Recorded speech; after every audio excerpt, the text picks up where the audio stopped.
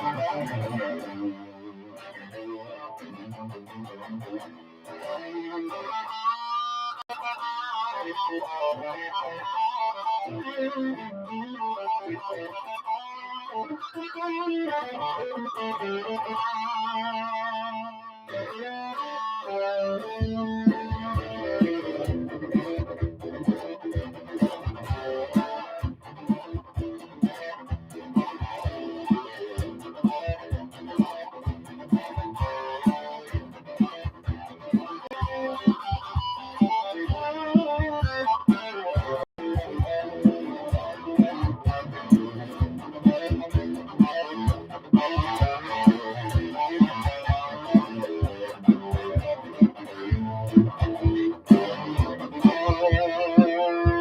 YouTube! Hey, Alex!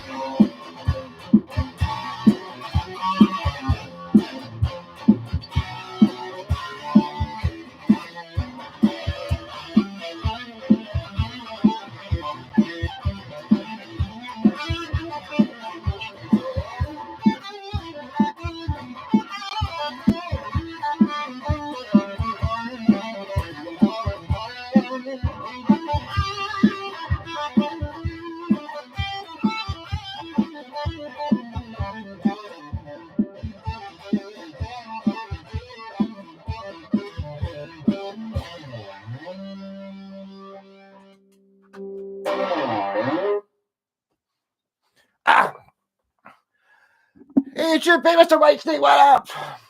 It does sound like a talk box. That's because I've got automatic super phasing that happens when I upload things when I do live. Yeah, I don't have a there ain't no talk box. Hey, Pontiac!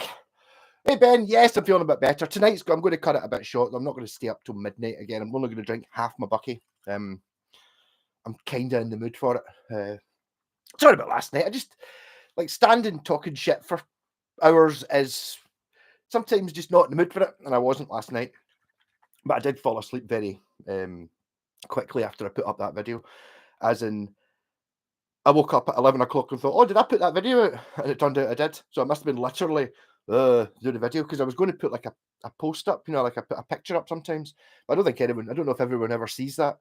So I thought, Catbird taking a photo, plugging it into plugging the phone into the computer, typing it. I'll just do a wee 10-second video. Hey,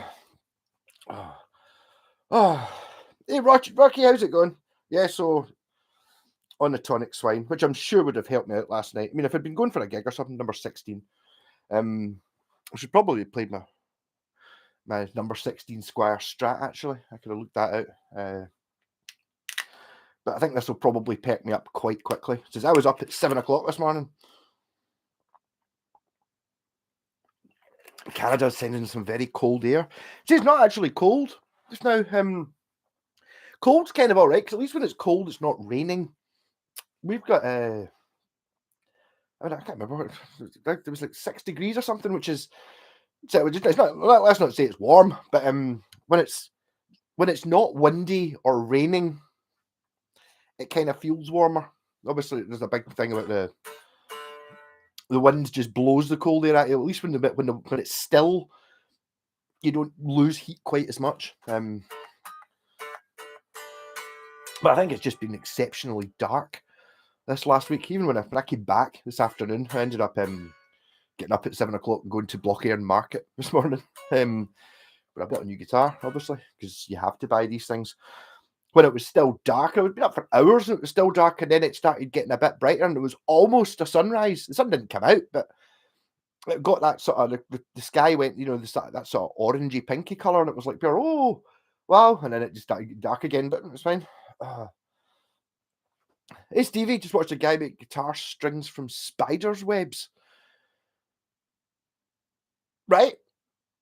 I suppose spiders' webs are, I bet you they're dead strong for how thin they are. So if you got enough of them and made like rope out of them, they're probably pretty strong. Because I mean, obviously they're things are the width even thinner than a hair, but they can support going across the road. So I don't know how the spiders do that, but yeah. So it'd be acoustic strings then, because I don't imagine metal strings wouldn't, the pickups wouldn't pick them up because they're magnetic. Am I right? I don't know. Yeah, that is actually uncommonly good.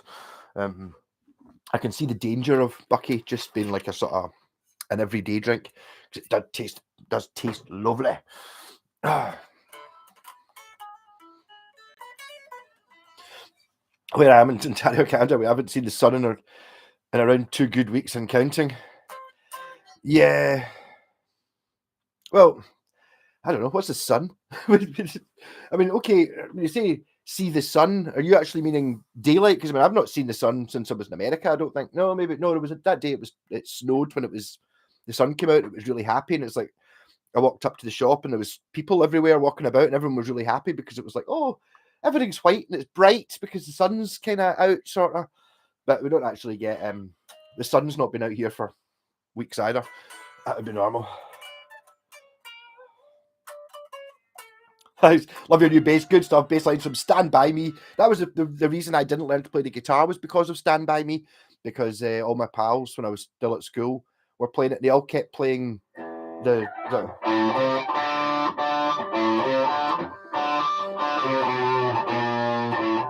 that one, but they were all terrible at it. It didn't sound good at all. So for 6 months, I was like, that guitar playing's really, really hard. I'm not even going to bother trying. It's like they all sound shite after 6 months. But then I started playing Black Sabbath on it, and it did sound like it. There you go. Another one bites the dust. Yes, okay. What's it? The other one, Under Pressure.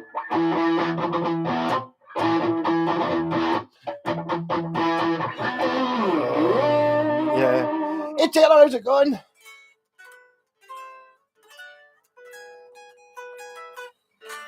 Especially talking about long, thin strands, but pickup winding, but no spiders. Yeah, spiders. Nothing sensible would go on here.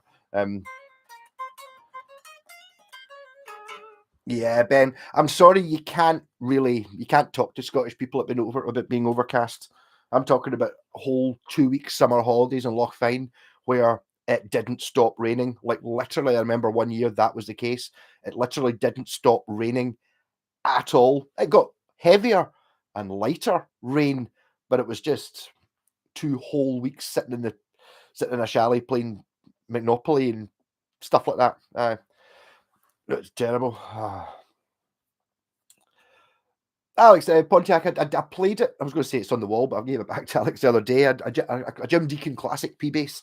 I didn't do a video on it because I got one and the consistency is pretty good. If it had been slightly different, I would have done a proper video on it. I did a video of the Phoenix Telecaster and I used it for playing the bass along when it talked about it for a couple of minutes. Well, I reviewed it for 5 minutes, which is what normal people do on YouTube anyway, not the 45 minutes I always talk about. But yeah, no, it's excellent. The reason I didn't do it is because I did one 6 months ago. Front Row Guitar has one, the same model. It's like red with a tortoiseshell scratch plate, and it's just the same bass, pretty much. So the consistency is good. It's not like one was good and one was bad, or one was better than the other. They're both exactly the same. So that's a good thing.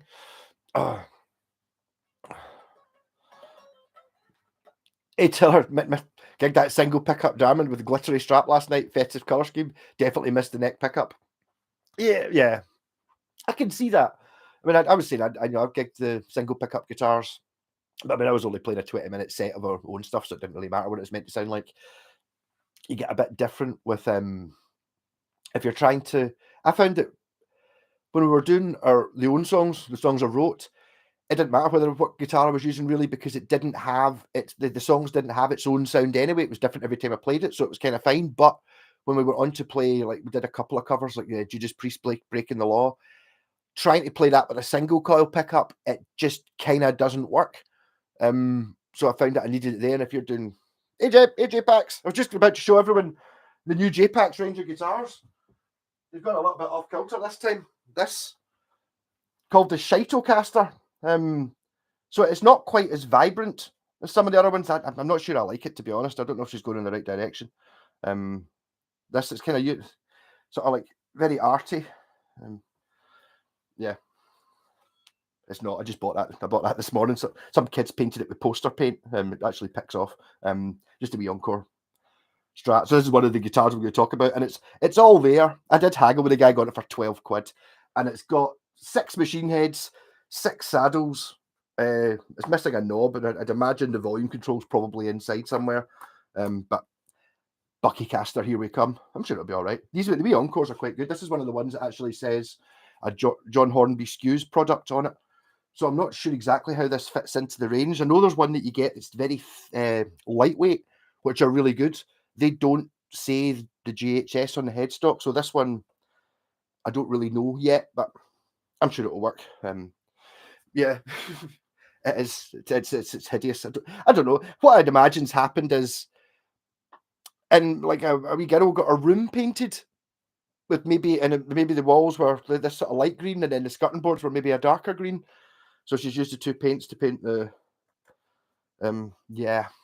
So pretty hideous, but there you go. So that's not one of J-Pax's new designs. I do quite fancy at some point trying to do a J-Pax guitar myself and see what it actually turns out looking like, because she makes it look quite easy, and I bet you it's not. Hey Daniel, how's it going? I just say, yeah, I can imagine the neck pickup being difficult if you're trying to do covers where you kind of got to at least make an attempt to sound like the original song. Doing your own stuff, you'll be fine. Oh, Homeworld in a Yellow Sun. This one's white. It's funny, actually, Mr. White. I was attest to this. I was constantly talking about how the light was weird when I was in America. It was very yellowy, like lemon coloured. Apparently, I found out at one point it was something to do with wildfires or something, giving it a strange hue, but a completely different colour. The light, Mr. White, you should come here during the summer when there is light. We've got a completely different colour of lights. Even if you go down to Download Festival, down to London, it becomes a more orangey colour. Like everything, because the actual light that's coming from the sky is a different colour. Everything's a different colour. Whereas up here, it's almost a light blue light. I don't think I'm just going mental. It's definitely noticeable. Here, a very bright white light. Oh, Mr. White, I have a wormhole in it. Yeah, how's it going? Yeah, America's weird though. But again, that could be something to do with the fact that you're so far away from the sea.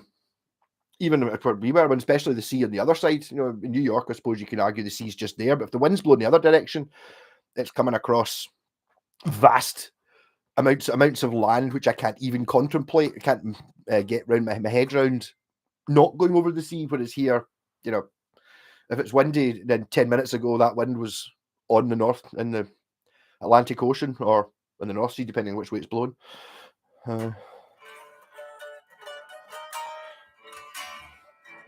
Plenty of stuff I use neck middle for, so back the tone off. The Eldred wiring gave me a good half-cock wah sound, and the tone bypass setting makes a P90 very hot sounding for solos. Yeah, I get you.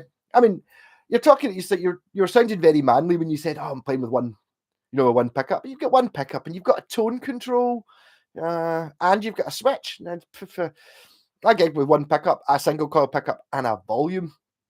That was it. Yeah, it's like, okay, I wasn't playing anything good. I was playing my own stuff and no pedals either. So it's like, yeah, interesting. But yeah, I get it. It's like, it's lovely having a single pickup guitar. I do like them. In fact, actually, the other guitar I was going to talk about, I was actually thought about this morning in my before I decided to go to Block Iron Market. This is the Roadster that I got from America, just a body. And I was sitting there and I was thinking about the last time I saw one of these because I was going to go to that Block Iron Market, and the guy in Saltcoats had one of these like complete. It wasn't as good condition as this one. This was not in particularly good condition, but it was a bit fucked. It had all the bits on it. Wanted too much for it. Didn't buy it. Always kind of regretted it when I say he wanted too much. It was only like 250 or something he wanted, which was 350 maybe. It was too much that I wanted at the time. And then I was thinking about this. I was thinking of going to Blockade Market. And I remembered it. And I remember getting a guitar off him, and it was a kind of like a homemade Jackson King V that I bought off him for 25 quid. It had a Scholler bridge on it, a Seymour Duncan pickup, and a Charvel neck. And I thought, oh, Charvel neck, I have a Japanese Charvel neck with the big logo on it, which he only made for a couple of years. And I thought that there, isn't that going to be a cool guitar? The problem I've got is the neck's actually wider than the neck pocket, so I've got to decide. I think I've got to enlarge the neck pocket. I mean, I could put like a normal Strat neck in it, but in fact, I've got one sitting there. I assume just a square Strat neck would fit in it, but I see almost perfectly because it's a Roadster. I don't know what to do. I'm not in the need for another guitar for myself, so I'm going to put this on a back burner, I think, just now, and work out exactly what I'm going to do with it. I don't just want to stick a neck. No, actually, just.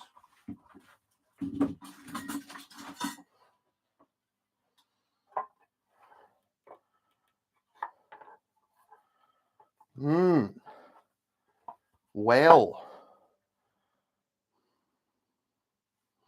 not a Japanese neck, but that does look pretty cool, and it fits in it without having to alter anything. So that it hasn't yet been decided. That does look like it fits in there quite nicely, though. I like that headstock shape.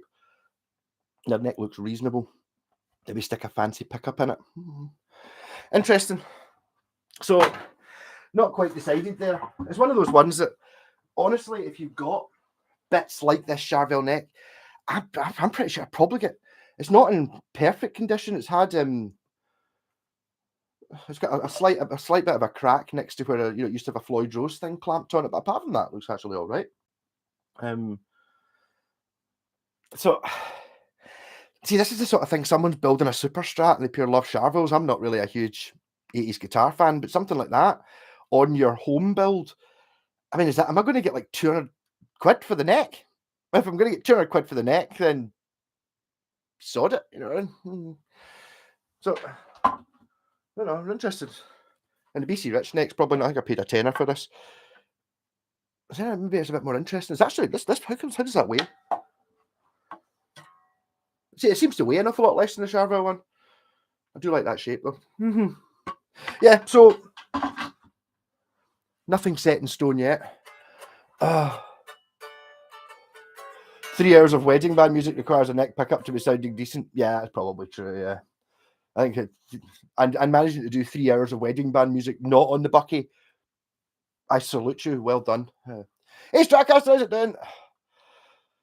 Oh, picking my wife up another mental day in A&E. Oh God, this time of year must be awful, Ian, for that stuff where you just get nutters, obviously, just because people are about drinking, a bit stabby, a bit junky pointy. Oh God, oh dear, oh dear.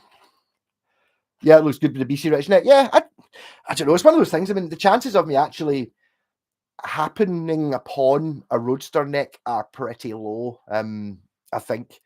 But then again, maybe I could get an Ibanez Roadster that's very badly beaten up or something. Maybe. I don't know. Oh. Hey, Steve, you ever seen a Jimmy Moon guitar? Yes, I have. My pallid one, it was like a 335, but solid body. I think it might be what's the smaller 335? The one that's not quite as big. It was like that, but it was a solid body, and it was amazing. Yes, fantastic.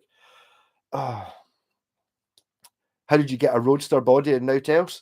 I went to America and we went to a guitar shop, and in the guy's house, he looked out for some guitars for Jen to paint, and there was a couple of bodies. There was I think we actually left a really good looking solid Telecaster just for weight reasons. I saw that, I was just like, I'll have that. And that was me. Because Jen was talking about wanting an American guitar to bring back. And I was, that's fine. And I saw that. I was just, that Roadster, it's that one as well. It's that specific one in that color. It's got an amazing blue sort of flame maple on it. So it's like, you just have that. So I got that. And then a week later, I got a whole guitar. But yeah, so it was just a body. So it was free. That's why I got it. Oh. Yeah, man. I think the BC Rich has to go on it. Just for the fact I've got to alter the Charvel or alter the Roadster. And the thing is, I don't want to alter either of them in case I get. Well, the thing about the Charvel is the actual guitar. I mean, I never had the guitar for that. It was, as I said, it was a Flying V, a horrible mahogany. Was it a Jackson King V, like a pointy Flying V, not a Randy Rhoads one, just pointy, and I just didn't like it at all. And actually, I put it on eBay starting at 99p, and I got 30 quid for it, which is I only paid 25 quid for the guitar, so I was actually a fiver up on the deal. But the Charvel that's from is from a very bland looking Super Strat thing, which I didn't really look up. I can't remember what model it was. Oh. Played a Jimmy Moon acoustic guitar. Great guitar, couldn't afford it. According to Steve Errol, Jimmy Moon makes the world's best mandolins, because when you used to go into Jimmy Moon's shop, there was a poster of Steve Errol that with him pointing into the, like, holding a Jimmy Moon mandolin, saying, and it was written on Sharpie on it, Jimmy Moon makes the best mandolins in the world, signed. So it's like, therefore it's true. Also, Brian Adams, I think, I don't know if he still used them, but he definitely used Jimmy Moon guitars as well. Thinking of a 335 style guitar next. I every now and again I've owned maybe 4 or 5 335 style guitars, and I always get them and I always think they're great fun, and then a couple of weeks later I realize I'm never going to play it again because I don't like 335s. I don't know what it is about them. They're big. I don't really see the point in it. The whole semi-hollow thing, maybe it's different if you're playing like at volume, but when you're playing in the house, like the way I am just now, there is quite a lot of sound comes out the F holes, but it's not nice sound. So even though I'm playing through an amp, which is creating most of the sound, I'm still hearing, and the F holes seem to give it a sort of ice cream tub with elastic band sound on it, which comes off the guitar, a sort of horrible thinny, tinny thing, and you can hear all the buzzes.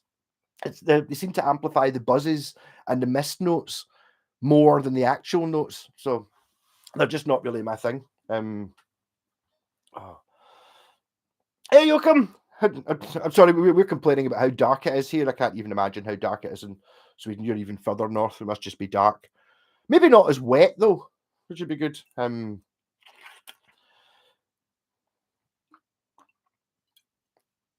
Aria Madcat getting a new HBNT80. That's a Harley Benton, isn't it? Yes. No, Malcolm's nightmare, a Harley Benton. Not my nightmare. To be honest, you're in Sweden. See, if you lived 10 minutes away, then it would be a nightmare, because then you would go, oh, could you make this play? And it's like, I don't want to. I don't want to see another Harley Benton. No, I'm quite happy not having a Harley Benton. Yeah. I don't know. I keep seeing things about them. People saying they're pure amazing. You see the new guitar brand? What are they? They were on Andertons, did it. The two younger guys, Digital John or something the guy's name is, and it's like it's a brand, a new brand I've never heard of, but they're pure super high spec guitars, and they're like 300 quid or something like that, or 399, and they've got like Entwistle pickups and baked maple necks and stainless steel frets and maple tops and stuff like that, and they're only 400 quid, and I kind of cringe a little bit at it, just because you're getting Solo King. Yeah, they're Solo King ones, and I worry that if you're buying a guitar at 300 quid that's got those specs, so it's got 200 pounds worth of parts on it, never mind the stainless steel frets, you start looking up, and if you add the parts up, they actually come to less than what what the guitar costs. So it's like, how well built is the guitar? And as always go on about, the important thing is how well built it is. It doesn't really matter whether it's got amazing pickups or an amazing bridge and it's baked maple and all that. If it's shit, it's still shit. you're better off with something like that Encore, which is basic. None of the bits are good. They're all acceptable. I'll be able to make that play really well. Oh, made out of wood. Fireplace backup. Very good. Hey, Kit Kats, how's it going? I'm rolling a short one tonight. I'm just going to give up at 10 rather than. I'm only going to drink. I don't know. Oh, Bucky connoisseurs, where is halfway through the bottle? Oh, if I do it that way, I can sort of see, can't I? Okay, I'm going to stop at halfway through the bottle, but there is actually a line, a seam down the side, because it's like, I'm thinking it's probably just about the top of this label. It's actually going down a bit well, but I don't want it to go down too well. Yeah, so, I mean, Solo King, if you're watching, send me one of them and I'll give you, I'll see if it is good, because it could be. Number 16, Kit Kat. The year I first, probably how old I was when I first had a bottle of Bucky, maybe. I was probably 16 when I first had a bottle of Bucky, yeah, something like that. I'd already tried Mad Dog, and then one time we went camping, and I was with Mad Dog, and I would talk about this Bucky, and everyone had told me it was minging and horrible and all that. So the first time I ever had a bottle of Bucky was at Strathloughlin Castle, sitting on the beach, looking out over the Mulligan Tyre and all that, on the beach at a fire, drinking a bottle of Bucky, and I thought it was like pure. That's not minging at all. That's lovely. So maybe that's why I love Bucky so much, because that was the first thing. The first time I ever drank it was in basically the best place. I get that a little bit as well. I remember my dad telling me he used to go out in his boat and he would drink, have a glass of wine. Sitting at sunset having a glass of wine, and it was like talking. He was just talking pish, to be honest. But it's up here, yeah. So you get these people who spend like, it was just after the time he'd helped build a hotel in Kinross or something like that, and Eric Bristow, the darts player, took a hissy fit because all their wine was shite. The most expensive bottle of wine they had was £500 a bottle. He's like, who can drink this piss? Because he wanted more expensive wine than that, and Dad sitting there going like that. But you try to say that sitting in some hotel drinking a £100 a glass bottle of wine, glass of wine tastes better than this cheap shite I'm drinking right here, sitting here in this view in my boat with my son. You think that's better? And it's like, no, that's you're quite right, Dad. And I kind of get that. It's the whole thing, sitting having a glass of wine with your best pals tastes better than sitting having the most expensive wine sitting with arseholes. Done. We're going to drink half the bottle of Bucky tonight, so when you think you finish it off next week, live stream, not a chance. To be honest, probably. Oh, look at me last night. I just didn't. It was partly the Bucky I couldn't face. The thing is, it's quite difficult.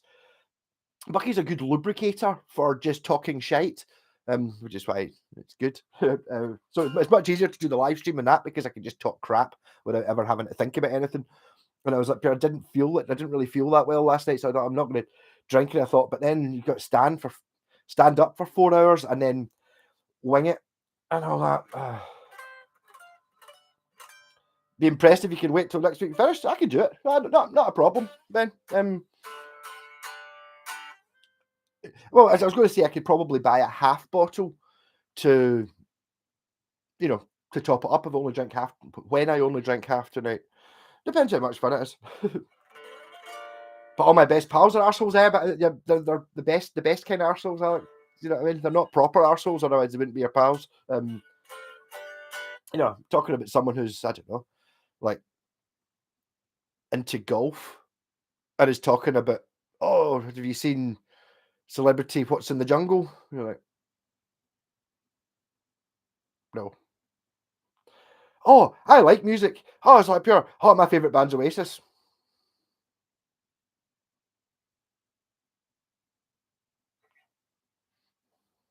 Yeah. Well, Mr. White Steak, you're not alone. You forget about the voices.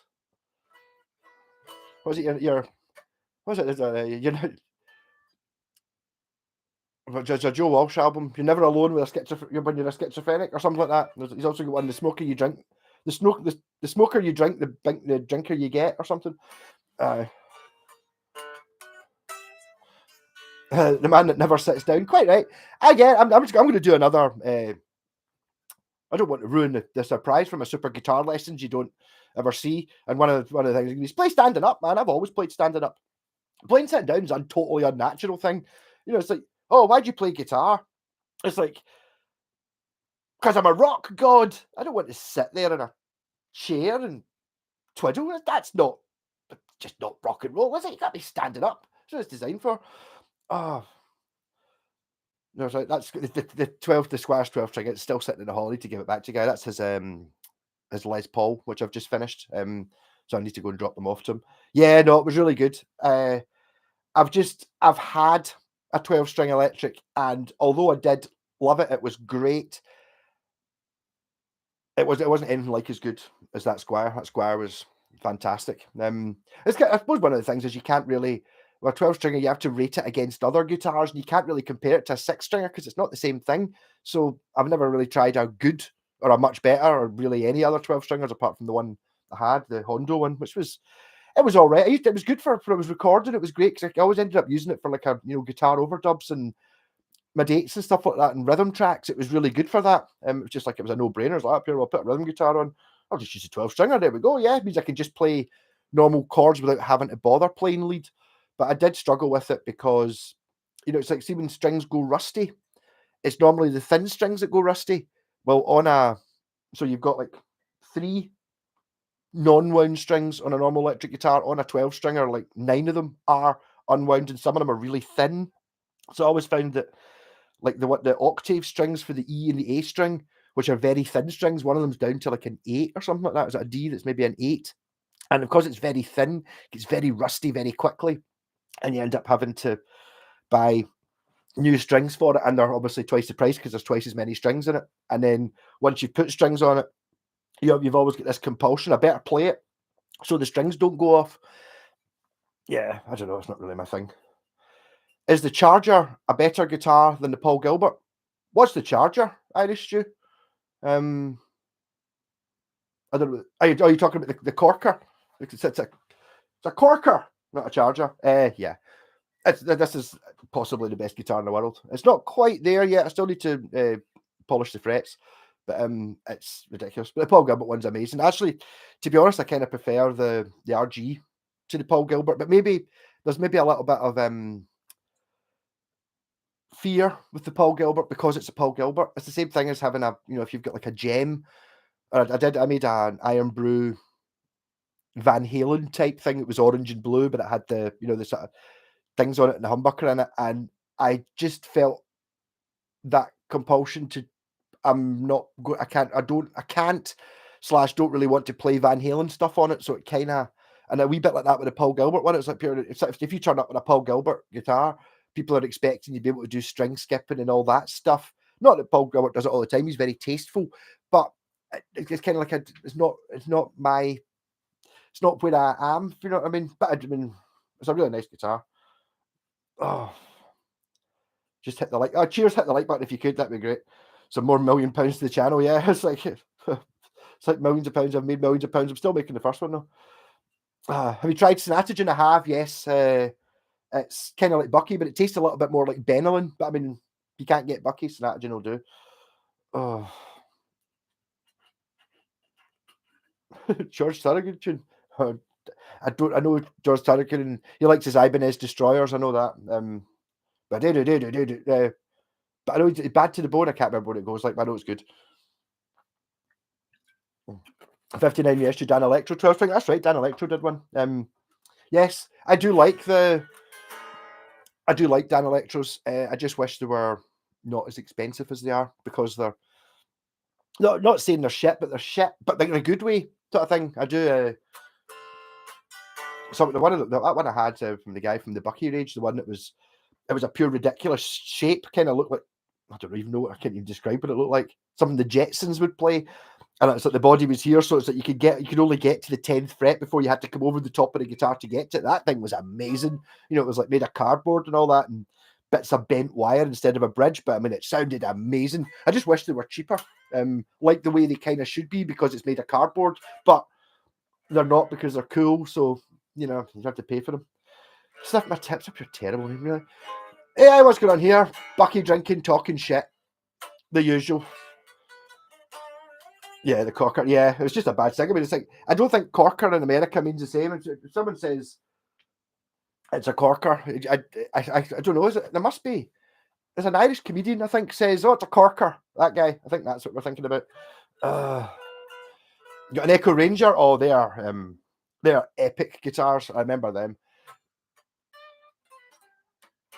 Just really not looking forward to the string. That, yeah, they've got the coolest scratch plates. Like, rather than just have like the half moon, it's kind of like a pure evil SG almost type scratch plates, and they weigh an absolute ton, and they're thick. I do like them, but I mean, they're huge. The neck's like your leg, isn't it? Yeah. Oh. Oh. I think more than that, Ben. I think the Dan Electros used to be cheap. You know, like in real and not in actual money, like, you know, something like a telly or something like that was like $300 or $400, and a Dan Electro was like 49 kind of thing. Which I suppose maybe if you look at it like 1,500 quid.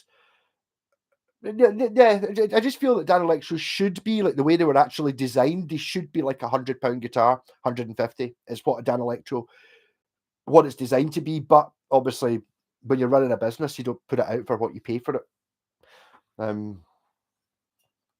I've just when I started seeing the reissues coming out, I thought, oh, I quite fancy one of them, but they were like 300 or 400 quid. So you're like, well, unless you really wanted Frank Carson, yes. Oh.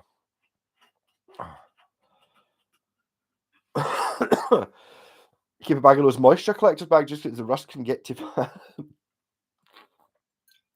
the silica gel. Do not eat ones. Yeah, I've thought about that before, actually putting them, because I mean, it does say do not eat, but it's like you wonder about just putting them in. You should just maybe just put them into your guitar case. I don't know. I don't want to dry out the wood in the guitar though. I think that's a thing in America. I mean, when I was talking to the guy who gave me this, I was like, yeah. So we don't really get humidity. And he's like, what? I was like, no, I don't really know. I don't really fully understand what humidity is, but I think here it's always the same. You know, the temperature goes up between summer and winter, but I think the humidity is always the same. He was like, whoa.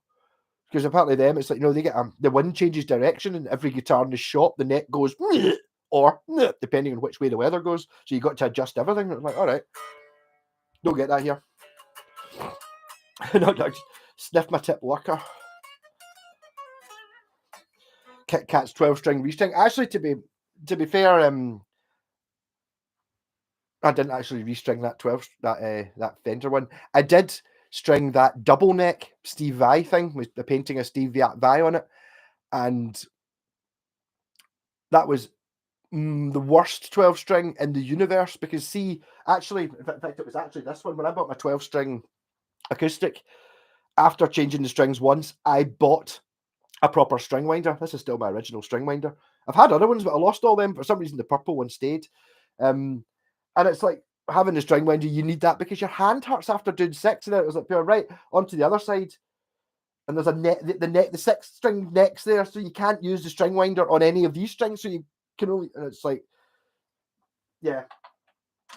So I mean, I don't double neck with the 12 strings. Having the strings on the inside when you can't use a string winder is just a killer.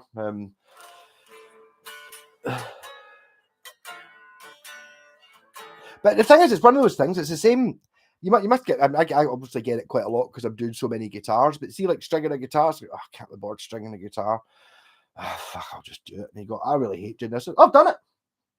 It's like driving. You know, if you drive to the shop, you know, or whatever, you drive, you go out for a wee drive, and you don't remember when you changed gear. You don't remember indicating at the junctions. You don't remember bits of it because you're in total automatic pilot mode. I mean, obviously, I remember when I get, you know, I can hear the screams and stuff. All the people have ran over, you know, and the police chasing me. But I remember that bit, but not the bit when I'm just actually just driving. And it's like you sit there and go, well, I obviously did change gear because I managed to make it up a hill and stuff. You don't remember doing that, so it becomes that way. I've got that way with guitars.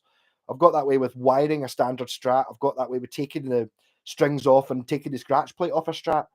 Whereas it used to be like, oh God, I forgot to put a wire on, or this pickup's in backwards. I've got to take the whole fucking thing to bits.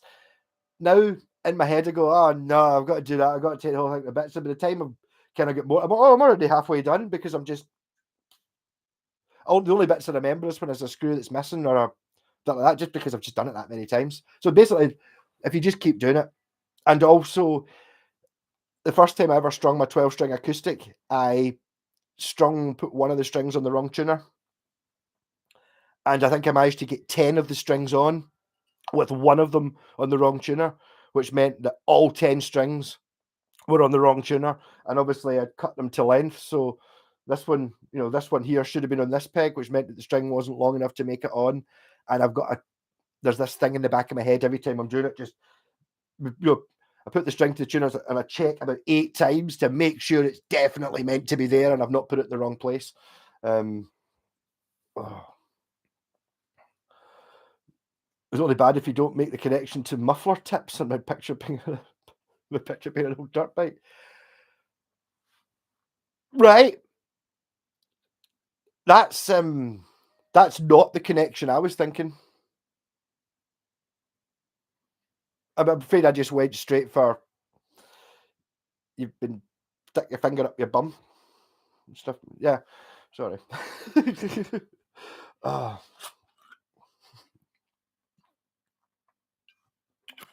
yeah, sniffing glue never really got. I used to think I remember being at primary school.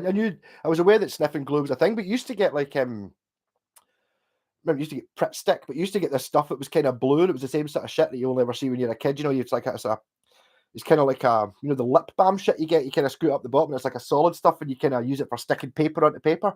And it was blue, and it smelled amazing. Smelled kind of like pineapples or something like that, which I always thought was a stupid thing because that period you're not meant to sniff glue. So I'd be like, oh, you can't.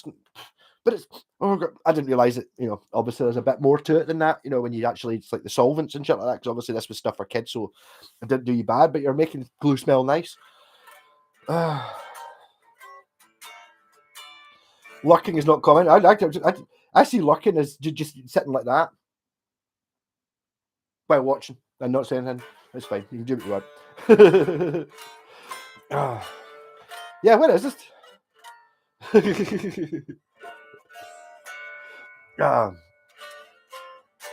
Yeah, it's got, even though even though your name is Ian and I've met you, I'm not assuming anything there. It's like it's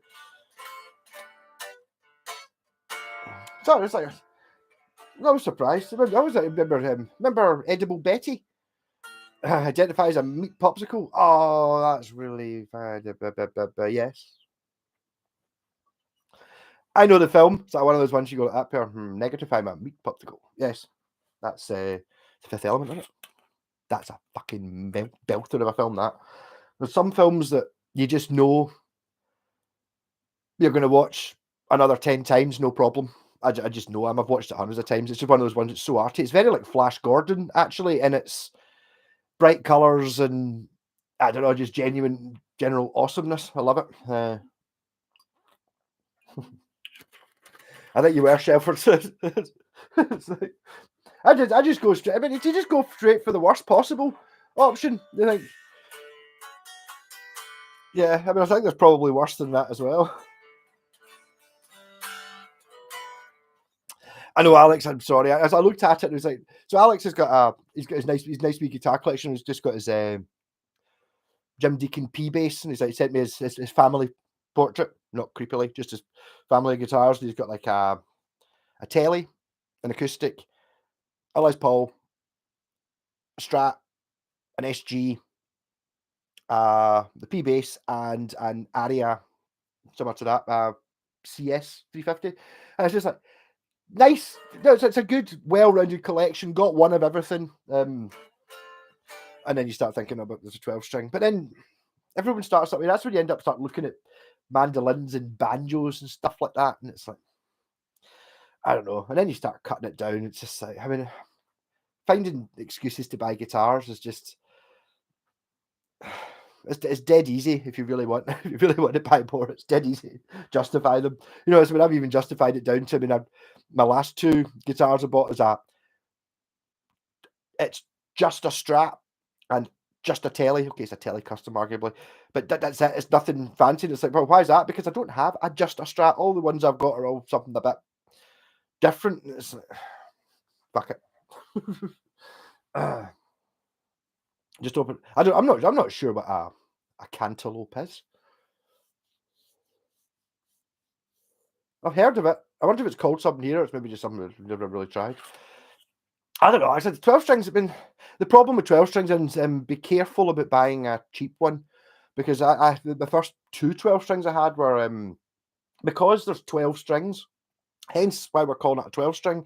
That's a lot of pull on the neck, especially on an acoustic. So very often 12 string necks they're under a shitload of tension. That's where something like an Echo Ranger Kit Kats has got works, because to get round that, they just made the neck really thick and the body pure solid. So it's like these, I mean, they weigh an absolute ton. They just over engineered it. Whereas obviously, the top's meant to vibrate. I think on an Echo Ranger, it's about an inch thick, but that means the bridge doesn't get pulled off and it doesn't get distorted by the massive amounts of strings. Oh,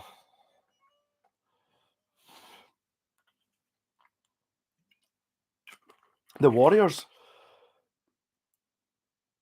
You said meat popsicle. I'm sure it's I'm sure it's the Fifth Element. It says negative. When he's got his hands on the wall. I have seen the Warriors, but not for years. It's not a film that I have watched hundreds. Oh, bargain! I've still got half a fag sitting there. I need to watch the Warriors again. I remember seeing it when I was a kid.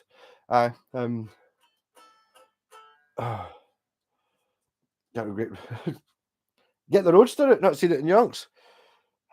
Yeah, I showed it to someone the other day, and it's really quite embarrassed with just how dusty the thing was. So I'll give it a quick dust. When you say Roadster, I assume you mean Roadster, because the Roadster's not actually. I think it's back in its case. My RG530, but it's totally covered in. It needs a dust, and the strings on it will be ancient.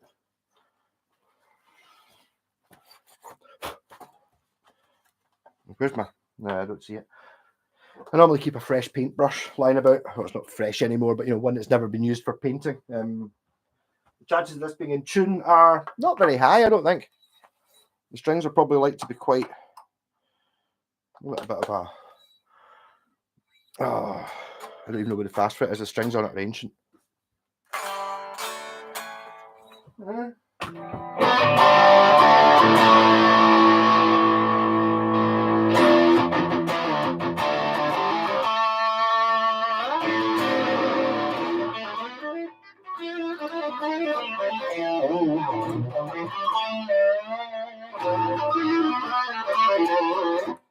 This is an awfully good guitar. Can't believe it. Yeah, I'm Ellen. Yeah, it's a small. I know. It's just a small. It's a small. Yeah, I know what you mean now. Going by this chat, there must be more guitars in the world than people. Well, maybe not in the world. Maybe in the Western world. I don't imagine like in Africa and China there's more guitars, but maybe if you took like Europe, the UK, North America, it's possible. I mean, yeah. So true about an inexpensive Harley Benton.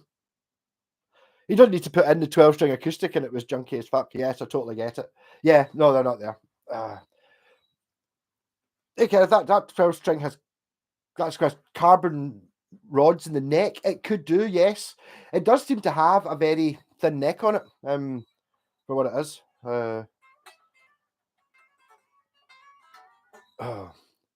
Multipass. Do you know my wee brother worked in? Well, why would you know my wee brother used to worked in the cinema in Glasgow, the one that's all the cinemas stacked on top of each other next to the bus station. He worked in there for a good few years, like just as on staff, and they were bringing in they were going to bring in a special staff like discount pass card thing, and they had to they put it to a vote what they were going to name this new staff discount thing, and it might be powers like that. Obviously, we have to call it Multipass. It's got to be called Multipass. And he got outvoted and they called it the staff card. And it's like, I mean, he worked in the cinema because he was mad into films. I don't think, and obviously everyone else there was like, up here, Multipass, all right. No, from the Fifth Element. And you just think, must have been a shit job to have when those were the people you were working with, when it went to a vote and they chose not to call it that. Well done, Ben. I mean, I think, to be honest, the Harley Benton's probably are actually they've got quite good resale value. You see a lot of them for sale though. The Warriors. I do remember Warriors. I with the beer bottles. Where he is kit to play. I remember watching that up in Lochfine. I must have been about 10 or something like that. And it was kind of mad with all the. We'd making an amazing computer game if they ever made it. Yeah, Ben. I mean, if you ever see one of these, this one specifically, or this era, the 1986 model, or the one like 1985, they made this as well, but with a maple neck. It's like that. It's dead light and ergonomic. It's kind of like it's just basically it's an improved Stratocaster. Like just design terms, it's improved. It's got a better bridge. It's got a Super 70 and really low output, amazing single coils. Everything about it is just fantastic. It's basically the Alan Holdsworth. I don't know if you've heard of him. Check him out if you've never heard Alan Holdsworth. It doesn't make any sense what he's doing at all. It's amazing, but it's like pure. Ask anyone who knows. Like ask Steve Vai. You're one of the best guitarists. Pure play some Holdsworth. He's going to go. He'll be sweating because he's just fucking amazing. Oh, advert. Yeah, well, you have to.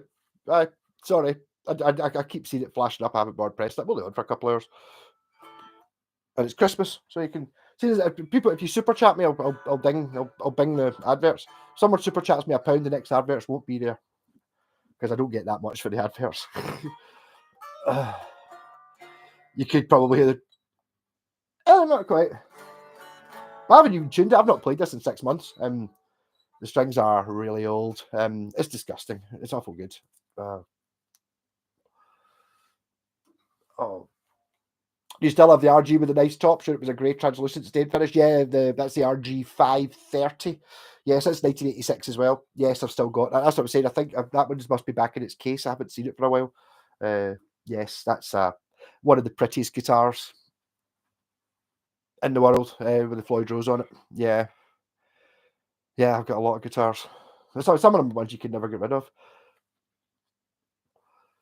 You just get an advert for a Kemper. That's all right. There's people complaining about, I get, the adverts. It's not the adverts aren't for my channel. If you know what I mean, it's like the adverts I get on my channel aren't ones that are necessarily they're to do with yourself. So people complain, I get fucking Viagra. I'm not that pair. It's nothing to do with me. You know what I mean, if the Sloan Ranger was on, she would get an advert. It would be for tampons and stuff because it's tailored to. They know how old you are and where you are and stuff like that. Ad block working on YouTube again. Vid struggles a few seconds to hold ads up. Yeah. I mean, to be honest, I get demonetized for all of these anyway, so the only money I get from them is watching them live.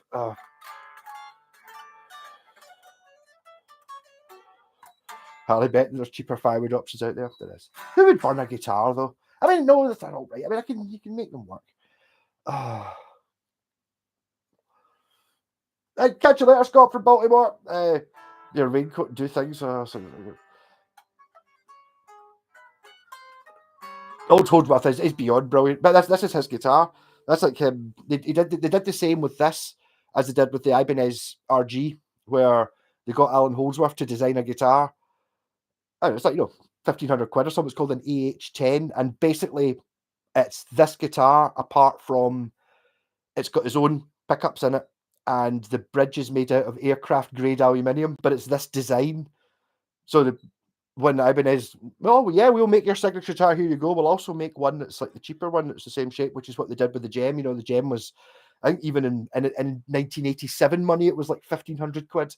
But they made the RG 550, which is like a stripped down version made out of normal stuff. And this is basswood because that's what Alan Holdsworth spec'd. And when Steve Vai was specking out the Gem after he's done his designs and stuff like that, what kind of wood do you want to make out of? He just said, what did Holdsworth want? And they went basswood.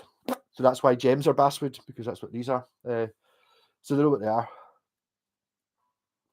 A bit for 10 a minute. Yeah, yeah, there we go. Yep.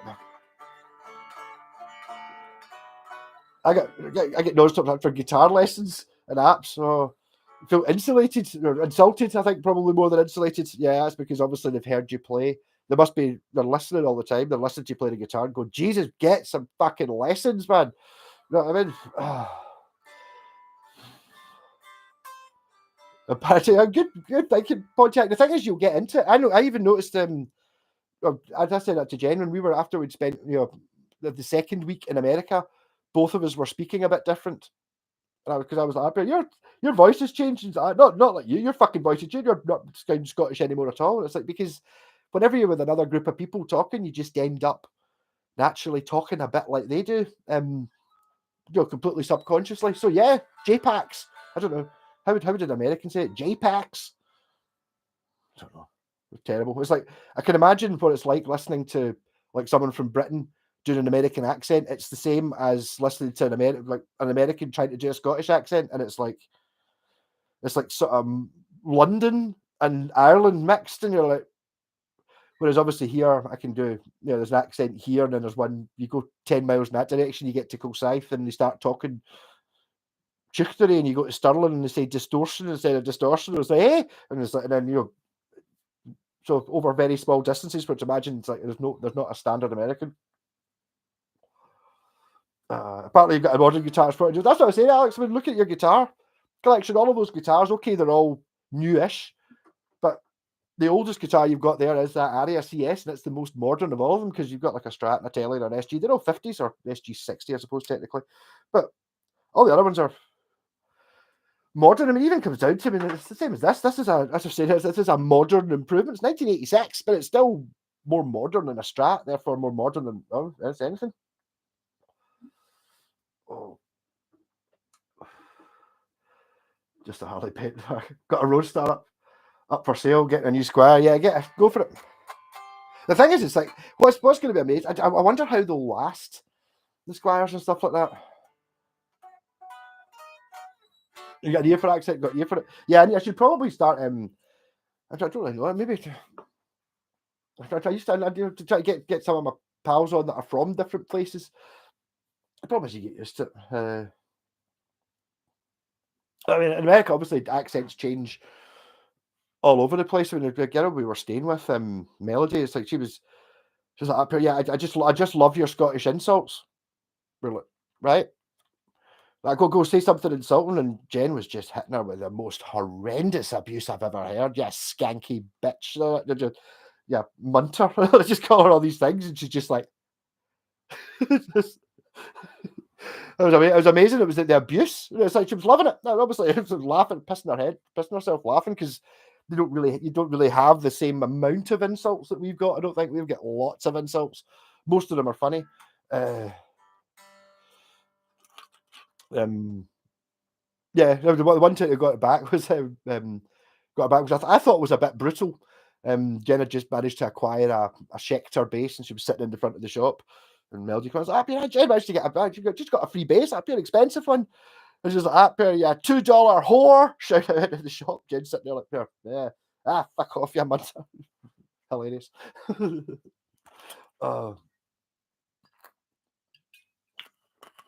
Hendrix was secretly advertising several days before they launched the brand. I do like my Harleys. Well, fair enough. I don't know whether it's basswood or basswood, to be honest. I mean, how do you spell the fish? Is a bass, isn't it? BASS. When I was a kid, I remember, in fact, on that stereo there, I always thought it was bass and treble. Bass would be BASE, wouldn't it? Bass is BASS, but there you go. I've actually managed to get JPACs to stop calling it bass guitars. They're calling them bass guitars now, but yeah. Irish accent is one of my favourites. I used to a girl called who was from Northern Ireland, and I think she thought it was taking the piss, but I couldn't help it because it was so much fun. The Northern Ireland accent is brilliant. Hi, what's that? It's like it's amazing, and it's totally not intentionally taking the piss. The same as like folk in Newcastle talking like them, because it's fucking great fun. I can't do it just now. I can't do it, but once you've spent an evening down there drinking with your pals who are all Geordies, you start talking like that, and it's great fun. Why, aye? It's brilliant fun. I wish I could hold it.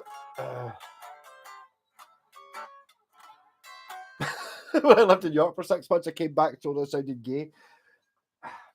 The problem is the Glasgow accent's just so manly, it's ridiculous.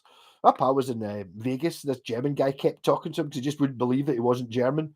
He was like, I'm sorry, I don't understand what you're saying. He's like, but you're obviously German. Like, no, I'm not. I don't speak German from Scotland, because it's that whole talking in a low mid-range rather than being high up, because we're generally just lower. So when they say Ken to me, no, I'm lost. I remember me and my pal Wayne came up from, we went to a Rush Fest in Bathgate, and the guy owned the wee shopping around the corner kept saying Ken. We were outside, and after I'd been talking to him for 5 minutes, I went out for a fag, and Wayne's like, why does he keep calling you Ken? And it's like, no, it means like, Ken. Love the Sheffield accent. I don't even know if I know that. Cunto, that's pretty good. Oi, Bobag. The USA were not as uptight about accents. I don't know. I have to say that in America, nobody didn't understand what I was saying. It's like whenever ask for just buying shit in the shop and asking for getting train tickets and all the usual crap, just talking to people. I didn't knowingly alter anything I said, and even people I was just asking for directions or anything like that. They all kind of went, yeah, totally. Yeah, man, it's over there. It's like down there, it's up here. I love your accent. It's like you get it all the time. But I mean, they understood every single word, no problem at all, which is kind of bizarre, seeing as you can go down to England, they don't have a clue what you're talking about. I still think a certain element of that's just racism, but I don't know. Oh. People thought I was East European when I came back to Scotland because I'd been around Albanians and Turks for 30 years in London. Well, there you go. Yes, you get there. I no, totally under. I just remember this when my dad used to work in building sites as a site manager, and be sitting having dinner. When I was a kid, having dinner, and he would start doing that because if he was working on a site for 6 months in Dundee, he would start going at the end of things and stuff like that. And it's like, what the?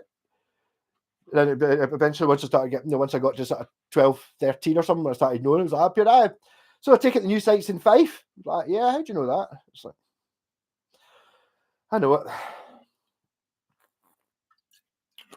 Met a dude from Shropshire, couldn't understand a word, he got angry. The thing is, it's like, I think it depends how thick your accent is. You do have to, I put a little bit of effort, less effort in now than I used to talk a bit more clearly when I'm, having a Taiwanese girlfriend. It was like, she ended up really good at English, but I was having to just intentionally slowing down a little bit and talking a little bit clearer, the way I do now. For talking on YouTube, I still get abuse from folk going, I don't understand the word you're saying. Not very often anymore, but I mean, it's one of those things. If you just don't think about it and listen for 10 minutes, suddenly it goes away and you don't get it. But I remember when I bought my Washburn Falcon, the guy refused to post it, so I got it for a really good price, and it just happened to be, I think it was 10 miles away from my pal Wayne down in Leicester. This is actually the first, before I'd even met Wayne. I just knew him from talking to him about Grant Guitars on Facebook. I knew he was a good guy. And so I eventually he's up here, sort of go through, and I phoned him, and I didn't understand a word he said, and he couldn't understand a word I said, this guy, because he was from Leicester, so I had a really, really strong Leicester accent, and it was totally different. And eventually I got his up here, Wayne, can you phone him? So Wayne phoned him and talked to him, and it was like Wayne understood both of us because he's kind of in the middle. You just get used to it. Even we went down to download last year. One of Wayne's daughters was there one day, and she's like, up here, oh my god, I don't understand. That's me. I can't do that. My love, they say at the end of every word in Leicester. She's like, I totally don't understand a word you're saying. Like as soon as she met me, and I was like, up here, don't worry about it. Just get drinking, and eventually it'll be fine. And then an hour later, she's just blah blah blah. We're just gabbing away, no problem at all. Because you just get used to it. No offense, you've got a bit of a disappointing accent. I've got a trying to speak clearly accent. I think you'll find Kit Kats. I mean, some of my pals, I even when I was my pal Rab phoned me, pocket dialed me by mistake when I was in Pennsylvania, And I was talking to him, I was like, happy night, Rap, how's it going? He was just in the shop going, I didn't mean to phone you, but how's it going? Oh, you're in America. I was like, happy night, look at this, look, there's American trees, blah, blah, blah, blah. And I was like, happy night, this is Bill, the guy we were staying with. I was like, happy night, this is my pal Rab. And Rab's like, I was up here. And Bill's like, up here, yeah, hi. And then I was up here, hung up, I was up here, I have no idea what that guy said. Right, I just assumed he was talking like me, but maybe not. Harley Vin are made of bias wood, that's why I got 5. They're not made of basswood, they're made of expensive sounding wood, because ash is better. It's a tone wood, Mr. White. Come on. Tone wood. Ash, tone for the ash. Tone. Yeah, so you've got your guitar, which is made of a solid block of ash, and then you put the bridge on like this, and then it sounds better than a well-built guitar made of basswood. Yep. Wisconsin, Minnesota accent is pretty great as well. That says, Wisconsin not where Half in the Bag come from, those guys that do the YouTube channel. Again, you just don't notice. If you can't understand the accent, listen quicker. There we go. I found that actually when we went down to Canterbury Festival in Kent, they talk very fast as well.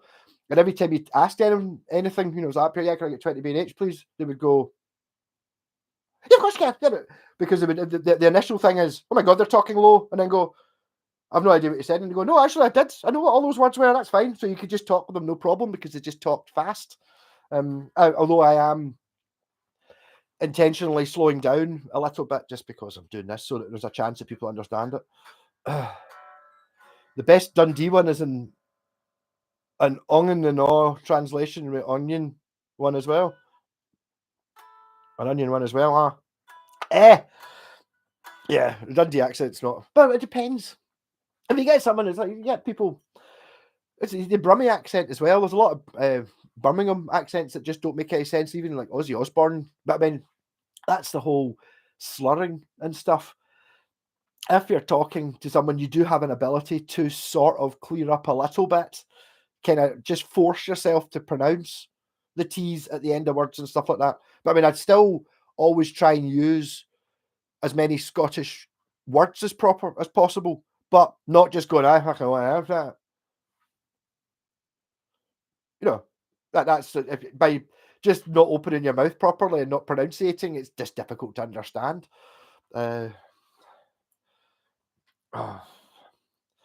and awe. An onion as well. Onion and awe. Onion. I don't know. PVC. Doesn't matter what a guitar is made of, it still sounds shit in my hands. But there you go. That's the thing as well when it comes down to how good a guitar is. I mean, give Jimi Hendrix or Steve Vai this guitar the way it is just now, and then give Steve Vai this, and then give me his gem, which is handmade, and he'll play like an absolute dream, and he'll fucking absolutely blow the pants off me with this, even if you took 2 of the strings off. So it's there. We've ripped Harley Benton's now onto PRS's, the dentist that owns them. Well, the thing is, I suppose it comes down to the thing I don't like about PRS's is, again, maybe it's the people. I don't know. I don't really like the look of PRS's. I don't know why. They're not interesting to me. I know you get them with some fantastic woods, and I'm sitting here, I've got the. I mean, I don't even know if you get this is one piece of walnut burl. See, I would always put it's not burl, it's burl. That's one piece of walnut. This is the most high spec guitar in the universe. To the point of I don't even think PRS do that sort of thing. It doesn't make any difference. It's well built though. Get thee behind me and other strange Bible verses. Are all about it. PRS are great guitars. I'm sure they are. But it's the same thing again. It's like if it's something, if you don't like the look of something, or you don't, I don't know. I do. There's one I quite like. Is it the Santana? And the only PRSs I've ever really had are the SE ones. I don't know if I've ever actually played a proper expensive one. Yeah, go for it. Mark, go for the list of things you don't like. But I mean, these are. I totally understand. These are subjective things. Do you know what I mean? It's subjective things I don't like about the PRS. Not obviously they'll be amazing guitars. You know, they probably play really well and blah blah blah and all that, and the quality's there. But if the guitar doesn't inspire you, also what would I play? I don't really know what to play in a PRS. I don't know if there's really any music I like that's played on them, so it's kind of weird. Sorry, just having a fag. And I'm using a transmitter receiver instead of a classic cable on stage. What an experience! I don't think so these days, Yoakum. I don't think there's any problems now. There used to be. They used to be terrible, but a Santana and a 245 both great. Yeah, I mean, I believe you. I'm not saying that I don't. Yeah, I don't like PRSs or shit because I don't like them. No, that's not the same as a Harley Benton argument, whereas it's the quality I'm complaining about, or certain other types of guitars and Epiphone are quite bad. Just for the price, I mean, an Epiphone Les Paul is not a bad guitar. It's not, but it's £400 or £500, and for £400 or £500, you should get a guitar that's better than this. And there's not an Epiphone that's better than this. You know, it's like it doesn't. But then again, that's why I've got all these. Okay, tell you what, I'll let. If I can get another 2 likes, how many we've got? Another 2 likes, you don't have to watch adverts. So whoever hasn't liked it, do it, and then you can skip the adverts and save people out. So it's not my fault if you get adverts. There you go. So I'm at 18 likes. Give me another 2. You've got 37 seconds. If I get another 2, there's no adverts. No, I do. I think my problem with the. There we go. Okay, no adverts for you. Cheers. Because I've got a wee thing that says, I just noticed it there. I didn't notice it every time. It says ad skipped. If I lived further away from my amp, I can't really get any further away from. This is as far away from my amp as I could really get, so it kind of seems a bit pointless having a wireless thing. I do get it though. You know, if you've got a bit. Have you seen the African guy does the Glasgow Ned? I have not, though. I've used wireless many times. So long as the battery is good, it never lets me down. I think so, yeah. PRS don't get me hard, no offense. Well, I know, but you don't. It's like, oh, it's a PRS. Don't bother bringing the tarp out. You know what I mean? Yeah.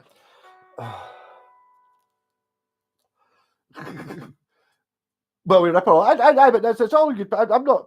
I'm not. The thing is like, see, any guitar that works is still cool as fuck because it's a guitar. All right, I mean that's it. It's like it's like you're stuck on a desert island, and it's like you can either have no guitar or a Harley Benton. I'll have a fucking Harley Benton, of course I will. There's no argument there. It's just that would you like a Harley Benton or this? And there's nothing. You know, there isn't. A Harley Benton doesn't exist as good as this guitar, and this guitar cost less than most of them. But that's because I like the cheap shit. If you want to talk shite, expensive guitars, Ricky's are pish, yeah. Well, but I would put it in, it's that whole thing about guitars that are expensive I maybe don't like because they're not that much better. But I mean, that works. I mean, no one's going to argue that point. You know, the difference between like an American, whatever, the USA telly, what's that, about £1,200 or something like that, and a custom shop one. The custom shop one will be better, but it's like £5,000. Is it 5 times as good? Is it? Fuck, it's 10% better or 5% better. It works that way.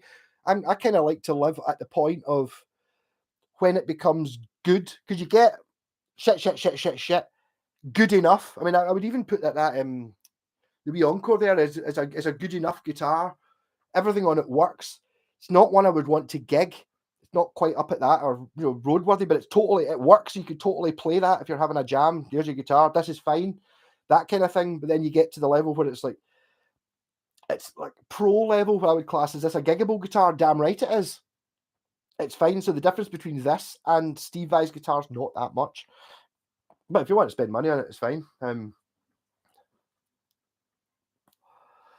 a PRS in the 80s when they came out, great versatile guitars. Don't know what the cheap range they make today. They're fine. That Edge for You Two is overdue a kick in the stones. I like it. I don't know. I watched that. Have you seen that Things Might Get Loud film with him, Jack White, and Jimmy Page in it? And I like Edge after that. He's cool. I don't really like any of their music, but I mean, he's cool. I think the problem is he's tarred with that Bono being a total arsehole thing, which is just like he just comes across. I mean, I don't know. Maybe he's lovely. Maybe he's really nice. He just comes across like a pure dick, the small amount of thing I've seen him doing. Whereas the Edge comes across as quite cool. You talk to him, he sounds all right. It's 55 Strat 8819 Austin, Texas. Edge will be buried in the digital delay. So imagine when they're actually burying it, we're like down, push it back down. Oh, he keeps coming back up. Yeah. Yes, Jesse Ventura. My wee brother Andrew gave me this. I was like, yes, you got time to bleed. You got time to duck. Yeah. My guitars are Roadsters. I get it. Yeah, totally. It's one of those things. It depends which one you've got. You've got a couple of this model though. These are much better than the earlier ones. I mean, they're not all Roadsters are good. They're all excellent, but there's better ones. This being the better ones. I rip on Harley Bettons. I own 5 or 6. I rip on expensive guitars. I've got a few of them too. There you go.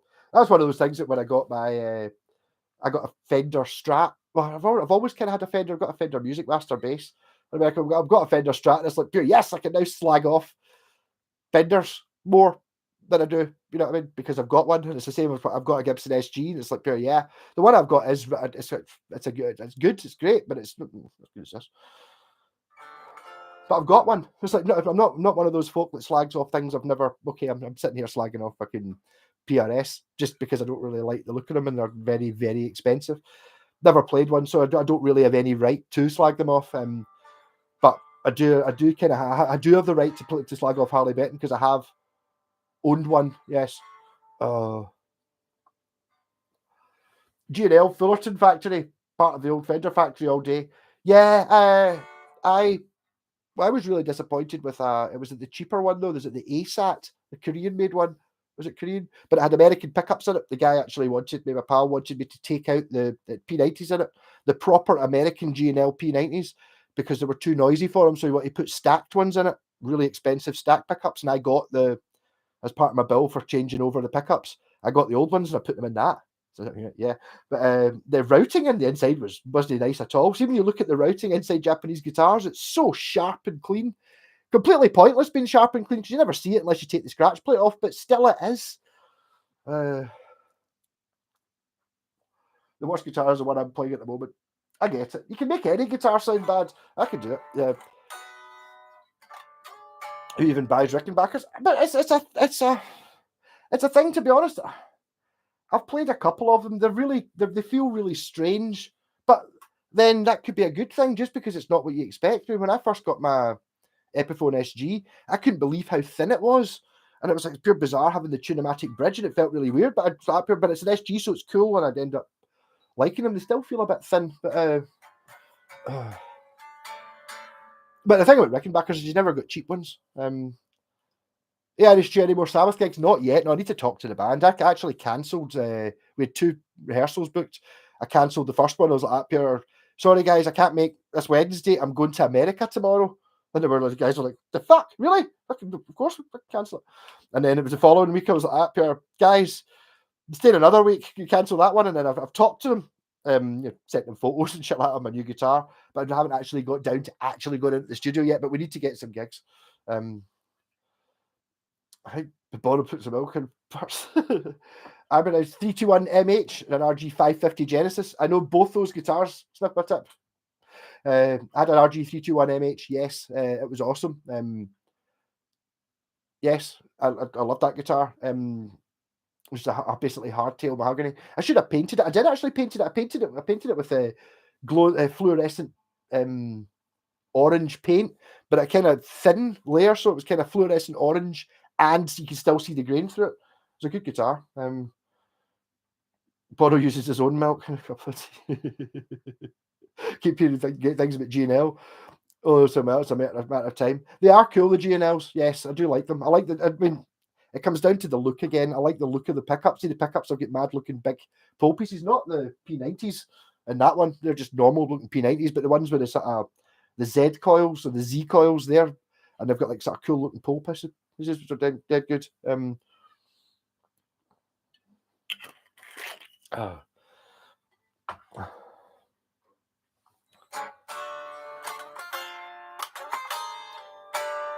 Oh.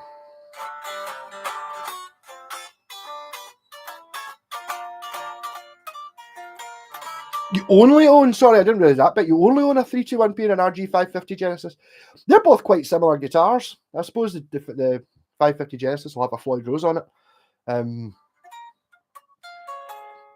Again, it comes down to, I mean, there's definitely arguments to be said that, I mean, this guitar still has a classic feel to it, which I don't think you really get with the RG. Doesn't feel classic-y like a Strat. This kind of does. Whereas obviously,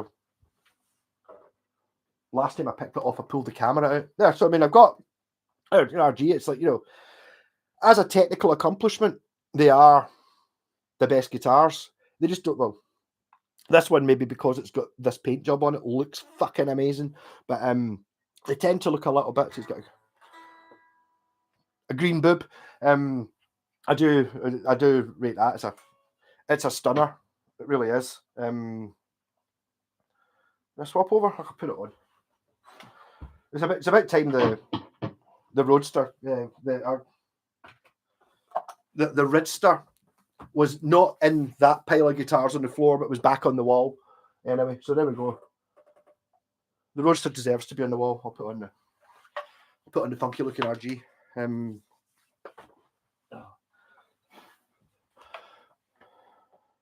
So tip your Genesis one. It's a Japanese one, so you know the difference between that and the Korean one. I mean, the Korean one is like all Korean guitars. It's as good as they get in Korean, but see when you go to the Japanese ones, are just everything's just better. Although I'm still struggling a little bit with this one with the even hitting a D. If you hit a chord hard, I can feel it going a bit.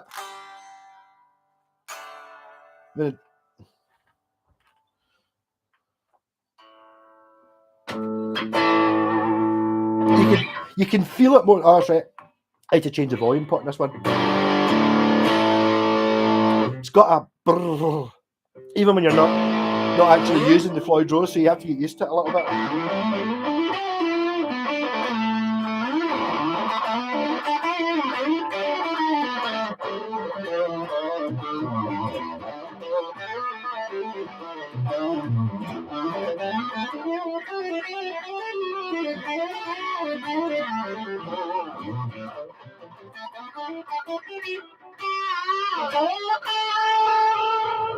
But then on the other side, it can do that. Yeah. But I do like an SG as well.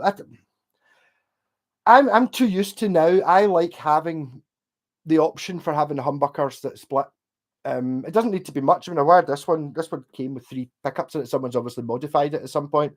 But created the way it was wired was just the way a 5-way Strats. You know, you get like sort of this pickup, these two, this one, these two, this one. So I've got it so that when you go into position 2, it's this pickup split and this pickup split. So you end up with 2 single coily sounds. So you've got your humbucker, and then that's.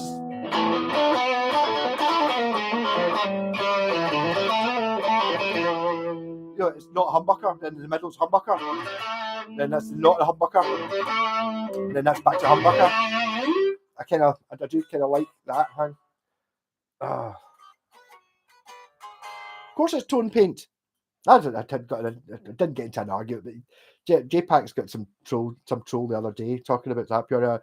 But does the paint make it? Someone genuinely asked us, yeah, does anyone get feedback from anyone who gigs these is having the paint on to make any difference? So I was like, yeah, gig, you know, that one and the West Tone Thunder, it makes no difference to the sound at all painting a guitar. And then this guy's like, oh, it does make a difference. It must make a difference. It dampens the resonance, and you're just like, huh? Like, it does. And it's one of those things that's like, I suppose if you looked at it in a technical aspect, it must, I suppose, but to the point of, does your car go faster if you don't have lunch first? Yes, it does. Is it measurable? No. You know, that kind of thing. It's like, well, not in any noticeable way whatsoever. Even if you got like a laser micrometer to measure it, it doesn't make a difference. So tone paint, yeah, paint makes no difference at all. Should get a J-Packs painted Harley Benton if Jen can find some left-handed paint. I don't think she's done quite a few left-handed guitars. The problem with left-handed, I do appreciate if you're into left-handed guitars, it's difficult to get guitars. The problem is for even someone like me. I mean, I've done a couple of Bucky casters that were left-handed, and no, but I couldn't sell them. It's like it's difficult to sell a left-handed guitar even if you make one. So if I was making a guitar factory, it's like, yeah, okay, you've got to cater a little bit for the left-handers, but the problem is they're not. No, but there's not enough of you to sell them the same way, so it's kind of difficult. Yeah, left-handed paint's like stripe paint. I mean, I couldn't believe it. The Jen managed to find tartan paint. No, I always thought that was a joke. There you go. That guitar is spray painted tartan paint, although I think you call it plaid in America for some reason, but it's tartan because it's made in Scotland. So there you go, Black Sabbath tartan, which might not exist, but if it did exist, it's that. Yeah, so you do get tartan paint. But yeah, those guitars are built to shred. They don't want to play cowboy chords. So that volume control's really pissing me off. Of course they play cowboy chords, especially with a bit of single coil in it.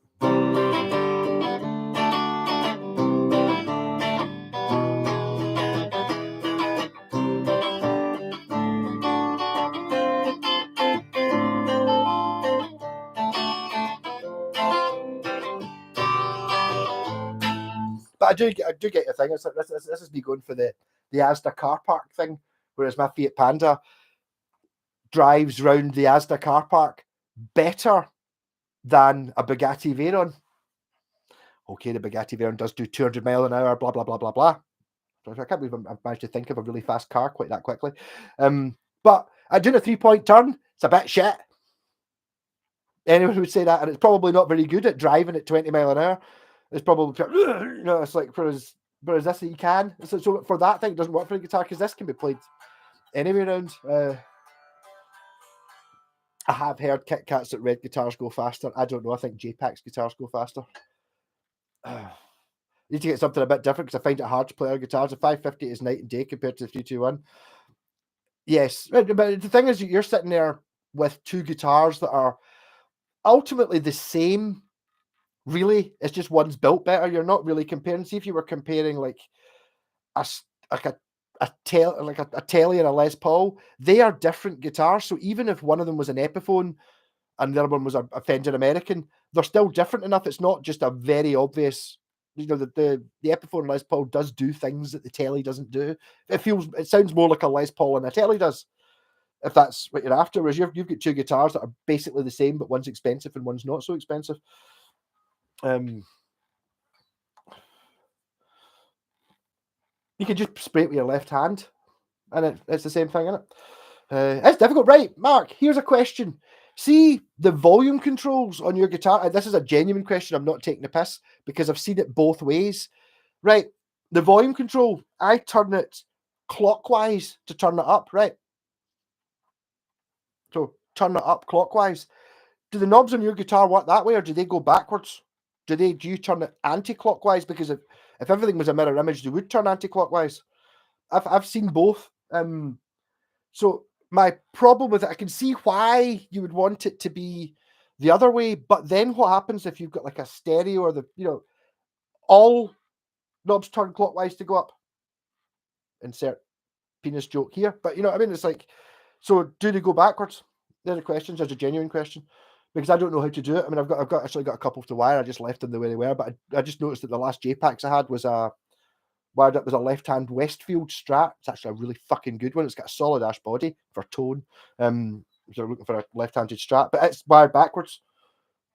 I'm pretty sure the last one I did for J-Packs wasn't wired backwards because it was already a guitar before I started doing it. Harrison, yeah. Hey Bjorn, how's it going? How's your banjo? Harrison did his episode. They did, but that's the thing for tone, isn't it? Oh shit! I'm not quite at halfway yet. As he's not actually to do. So I'm only going to drink down to that label. What time is it? So half an hour. I maybe go slightly over the half bottle. But guitars are a mix of yeah. Okay, so there isn't a set way of doing it then, bastards. Yeah. Well, I'm doing pretty good, Bjorn. Cheers. The Les Paul is better at weighing down your circus tents better than a telly. Give it that.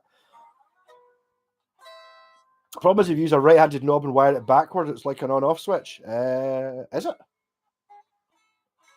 No, if you wire it correctly, it's just exactly the same because the pot doesn't care which way around it goes. If you look at my video on guitar wiring 10, whatever it was, the one where I take a pot to bits, you'll see what I mean. It's just it's not left-handed or right-handed. Literally half or one way and half the other. Well, it's good to know, Mark. I always wondered. You never know. Obviously, I'm looking at guitars that they're not new, so they could have been modified. So it's pretty much half and half. Anti-clockwise versus counterclockwise. What's your favourite guitar? My next one? I don't know. It depends. What you're trying to do with your favourite guitar. I don't know. I don't know. But to be honest, my favourite guitar is a Corker. But that might be just because it's a newer one. Plus, I can tone snob everyone with it. It's like you're sitting on up here. I've got have a look at this guitar. The register. Go up here. I've got an American Fender. You up here. Fuck off. How many of them are there? Oh, it's limited edition. There's only 500 of them. Right? Fuck it. There's one of them. That's a one-off. There's no other guitar that's that shape. Never mind that spec. It's something you get to the one-off thing. Is that up here? Oh, it's limited edition. They only made 50 in red. All right, but you can get the same guitar in another color or with a different bridge or no, you just go. There's only this one of them. Banjos, all right. Christmas songs on a banjo. Oh my god! I never really thought about actual hell would be. I think listening to Christmas songs on a banjo sounds pretty much the worst ever. I don't know, all use reverse pots, which you can get. They would all have lefty pots, but I'm spending money on sorting them. No! A pot doesn't have a left and a right hand side. It doesn't. They're the same. They're equal. All you do is just swap the wires. You see the side you earth? Lug 1. You earth lug 1. Just earth lug 3 instead. And it's exactly the same. It doesn't make any difference. It's exactly the same pot. Even you look at it, all it is a fucking piece of metal that goes like that with a wiper in the middle. Definitely there is no such thing as a left-handed pot. Washburn Maverick MBT4. I've had Washburn Mavericks before. I've actually got a new guitar in. My new one, an Aria Viper. Have you seen the Viper? Will I get the Viper out? Which I think, it's not a Washburn, but it's a similar sort of thing. And you're spelling Washburn very wrong, like the Washburn identity. I need more Django. The tellies are fine, but I need a Ricky again. Oh. Yes, I mean, I didn't click on the video, but someone had done a very good thing, a very cool title for their video about the Django. Welcome to the Django. And it was like the new Rickenbacker or something. I thought it's quite like that. I was like, welcome to the Django. Tring. We get fun and games. Pang. Yeah, that was great. If you reverse the wiring in the pot, do they want the opposite around? Yes, they do. It's identical. You have to obviously. It's not just a case of swapping the two wires over because if you're wiring a pot, looking at it from the bottom, it's the right hand side lug 1 that we used to put into. You'd solder it to the back of the pot. So if you want to make it left-handed, instead of soldering the lug 1 to the back of the pot, solder lug 3 to the back of the pot, and then the two wires the other way around, and it's exactly the same but reversed. Easy to do. Look at what Bella Fleck did when he did a Christmas album. I don't know who Bella Fleck is, but in saying that, I'm not a big banjo player, so I don't really know. I mean, I fall into the category of give me a banjo, I play a bit of Deliverance. Again, it's a wee bit. The problem with the banjo is the banjo played well is fucking amazing. All that stuff, all the rolls and stuff are fucking. That's amazing. I pure love it. Have you ever seen Dave Lee Roth's bluegrass version of Jump? check that on YouTube. It's fucking awesome. That kind of thing. But I just like on a guitar's a really unique instrument in the fact that you can basically just learn to play G, D, and A well and play whole songs, and it sounds pretty good once you've played for a week. Sort of thing. It sounds all right. And that's thoroughly acceptable to sometimes just play open chords, whereas on a banjo, it sounds shit doing that. Right, two more. I like my new thing. There's 27 folk on, only 25 likes. The ads are coming on in 45 seconds. You're getting adverts if I don't get 2 likes in the next 40 seconds, and then I'll skip the adverts. Yeah, I like this. This is my new thing, which I'm going to do from now on. Been looking at an Explorer style guitar. I've just not to play many of that shape. Just trying to find less shreddy and a rounder fretboard. It kind of depends. Only one more like. Yeah, I mean, the thing. See that one, the Aria ZZ. There we go. Okay, well done. Ad skipped. Cheers. I'm going to do that from now on. It can be my thing. Yeah, well, that's it. The Aria, which kind of goes against it for me. That's a total Strat. That one is a total. The neck is a Strat neck, 100% a Strat neck, but it looks like that. So it's kind of a weird one. Head down to the loader to have it to count the cars. Yeah, you're talking. Okay, I'll get the Viper.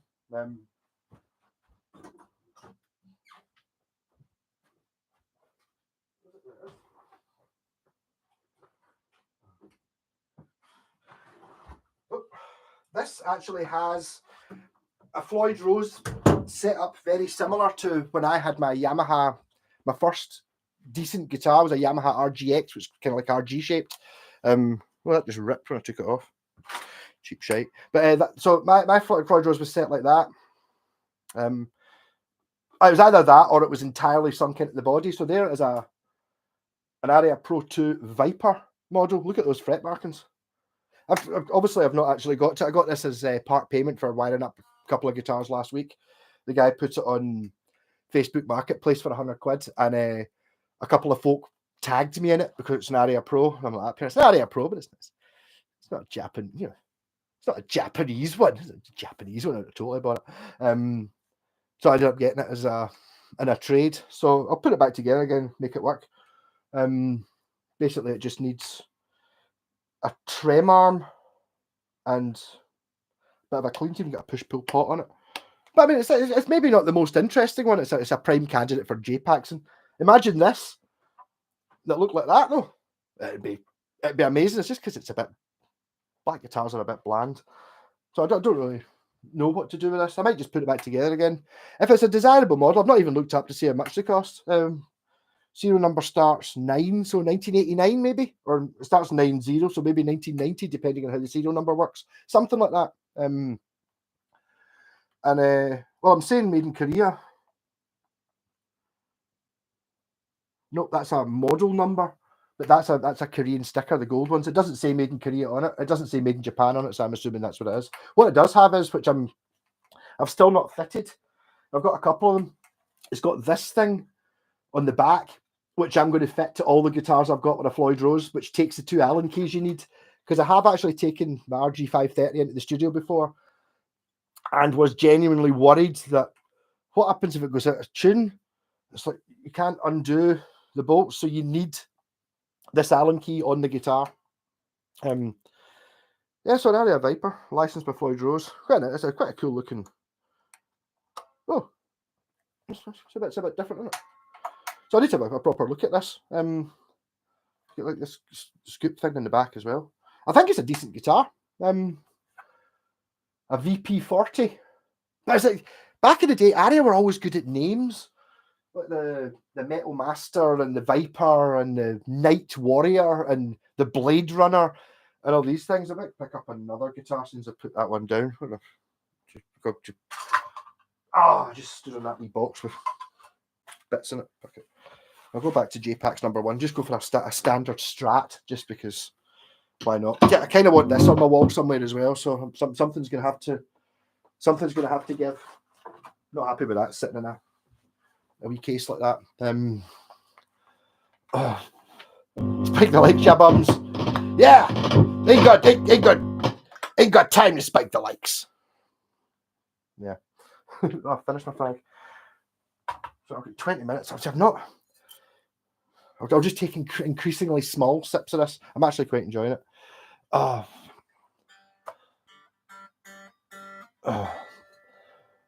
Another ad for Pornhub. Oh, there you go. I skipped it. Should have got it. You don't get ads. I know. It's the ad blocker thing. The problem is with the ad blocker thing is it's obviously I've got no problem with the people with 1 million subs and all that getting it. But so you get people like me, and it's like whenever it's somebody who's got 1,000 likes or a couple of thousand likes. Oh, on a complete total tangent, I've been listening to this radio comedy drama thing. It's a bit like Red Dwarf sort of thing called The Snake's Paw Starship Mud Skipper, and it's fucking brilliant. Really enjoying it. I've been just like I'm going to sleep. I like put that on, and it's like every night I sort of get for it, but it's really well done and really clever and really funny. And it was only last week I noticed their channel has like 3,000 subs. So I'll put a link to it at some point. Check out Starship Mud Skipper.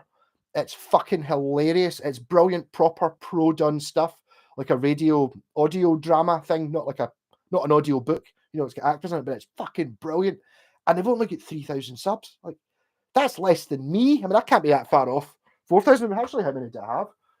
I'm going to put. I've got a video because I was going to end this early. I've got a video which I might. It depends how long I keep on. Where's my channel content dashboard? Where am I at? 3,973. So I've still got 27 to go to get 4,000. But check out Starship Mud Skipper. I might put it as a background. No one's super chat me anyway.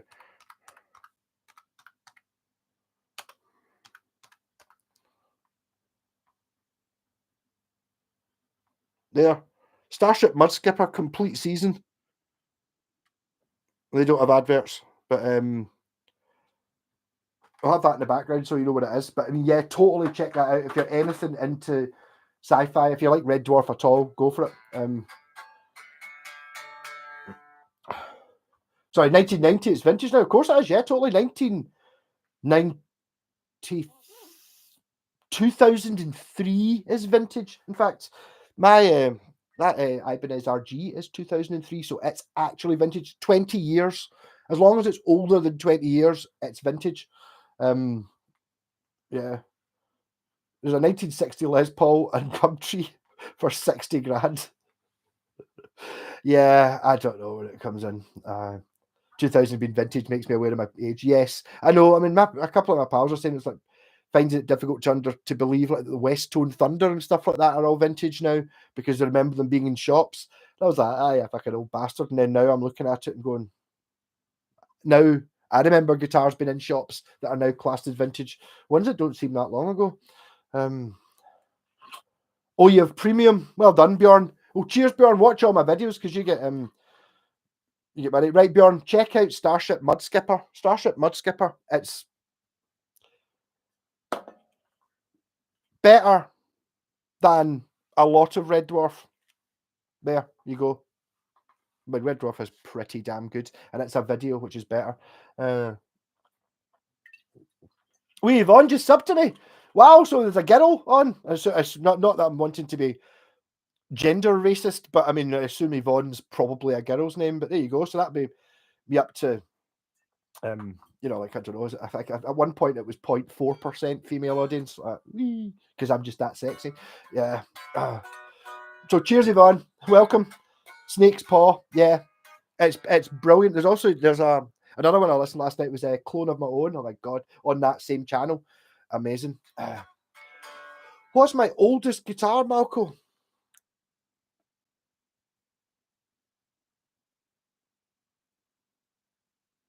The oldest guitar I own is a Futurama, but it doesn't work and it's fucked. 1963, I think, Futurama, which then it's all twisted in the neck. That's what the BC Rich neck was going to go on, if I was honest. But I think my oldest guitar that plays, not that I'm pulling out the snobbery card, right? I'm not. I've got a 1968 Gibson EBO. There, said it. Probably followed by possibly that telly, which is 1974. Most of my guitars are. There seems to be. I seem to have a magic zone between like 1980 and 1983 or something, where all my favorite guitars seem to come in. Which parts of Red Dwarf do you like? Oh, let's be honest, not Dwayne Dredley. No. My favorite season 6 is the best Red Dwarf ever. It just seems to be the absolute pinnacle. But it's all good apart from the series when they got kind of Hollywoody. Is it 7 and 8 when they've got the girl Kachansky on it, and it becomes a bit. I don't know. I think they started doing it. One of the guys who wrote it left, so it was only half of the jokes were in it. But season 6, I think, is the pinnacle. Even the new ones are really good as well. Is it 11 and 12, which were both done for that comedy channel, Dave, are good. Not as good. Season 6 has just got that one, Gunman of the Apocalypse, which won awards. It's fucking amazing. If you've never seen Red Dwarf, look up Red Dwarf Gunman of the Apocalypse, which is set in the computer has a virus in it, and in order to try and defeat the virus, they go into some VR machine and they have to fight the virus in this old cowboy town. That's fucking great. Yeah, my pal's got a 1974 Gibson and was offered 3,000 for it. Got to be worth more, surely. Don't call me Shirley, but I don't know. But the thing about the 70s Gibsons are shit. That's why the Japanese managed to destroy them. I mean, your Aria CS is a better guitar than your 74 Gibson Les Paul. Doesn't mean it's not worth more money though. But I mean, I would have thought probably now it's probably worth more than £3,000 for it. Yeah. Cook me a kipper slipper. Yeah. Stoke me a clipper. I'll be back for lunch. Yeah. I've seen a vid of Cream and Jack Bruce's Gibson sounded shite. Yeah, it's a bit difficult. Some of the Cream is a bit difficult. The Backwards Brothers, yes. They go to nod now. The cat takes a crap and they're yes. Yeah, and he's got the whole time he's got a tooth missing, and it's like, why is this? Then someone puts his tooth back in again. Yeah. Sorry, baby, not tonight. Live stream. Yeah, right. Is that really? You're refusing it? Oh. Yes, the season where that's Phil Manzarera from Roxy Music, who's playing the guitar in that bit. Although Craig Charles can't actually play the guitar, so he's sitting there like that with his hands like that, and it's Phil Manzarera from. He's also in Pink Floyd later on, like one of the session guys. Is him that's actually playing the guitar. But yes, that's good. Never heard a good Gibson bass. Free or Jim Lee from Slade. They do a thing, but I mean Gibson basses are. System of a Down as well. I don't really know the Gibson Ripper. I do remember there was one in a wee shop outside the Barras for many years. That had it was sparkle paint on the fretboard. It was a fretless. I don't know if it was a ripper or a grabber. I think it was a ripper. They're both kind of similar. And it was only 250 quid. I never bought it. I'd obviously buy it now, but I don't really want a fretless bass.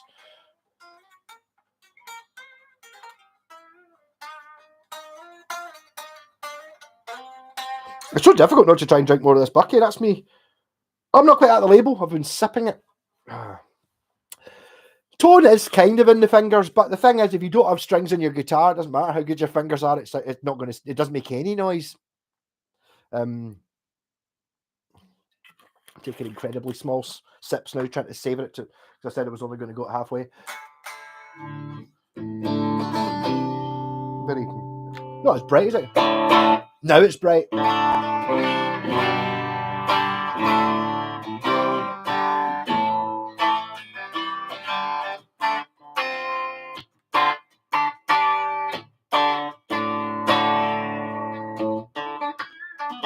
But this one does have positions 2 and 4.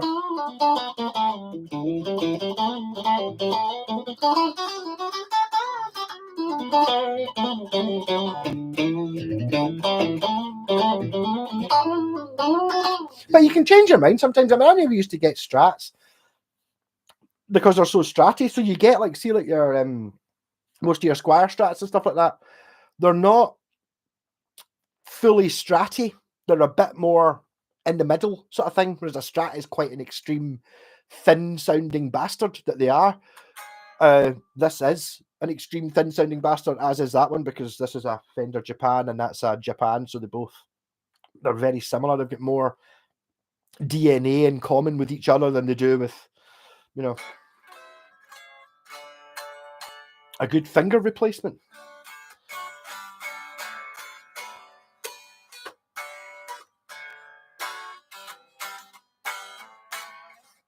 Nothing is as good as rocking out for learning to get your finger placement and all that stuff going on. A good finger replacement, yeah, totally. It's just melted down. It's like, pure, learn to play the guitar like this because you don't have these fingers. Yeah. I mean, that was born out of necessity. You wonder if he hadn't cut his fingers off, would heavy metal exist? Probably. Melted ballpoint pen lids for metal. I just did 2 cops of drawing. I saw anything suspicious last night. It's like, yes. Which was up here. Yeah, I've got this boil. It's like, is that all right? I can't see Pollock and not go Pollock. But yeah. The thing is, you don't want to say, like, what do they term as suspicious? Don't know.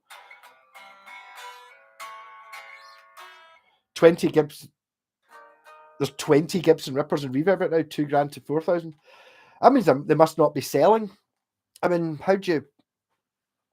Like, it's the whole thing about what makes it good. I mean, because I'm a bit technically minded and a bit engineering, I tend to think, it's like when you're looking at, the Japanese guitars, it is better, like, technically, rather than it being more desirable. Obviously it's more desirable if it's, something like that there. I mean, see one of them, like a Fender one's about $4 or $5 but try and find a review of a Fender one that doesn't mention in the first 6 words, heavy as fuck. Whereas that's from 1974, the same year as the Fender ones, it's not heavy. And it's really amazing. I wouldn't surprise me if that was actually better than a Fender one. It's not worth $4,000 though. Passion and discipline. I want to rock. Yeah, but just keep playing. It's like, one of my favorite moments of guitar playing, which really fucking helped me, was when it got to the point of stopping playing things I knew. Rather than, I would play the guitar and it would take me half an hour to play all the songs I knew and all the bits of songs I knew. And then later on, and then I'm not sure if it might be the loop pedal I found incredibly useful, because I could just put in any 2 chords and it would just play forever, and then just play over the top of them. Just play fucking. You can only play 2. Like.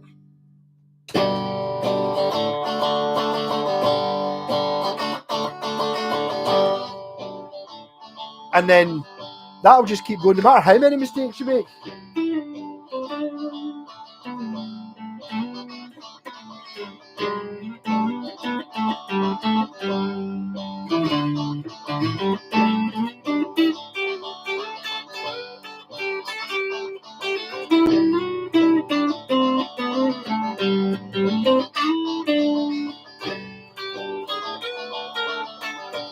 But the big thing for me was that once it got to the point of, after having done that, a lot of that was from playing the bass, because basically when I first played the bass, it was basically just crap lead guitar.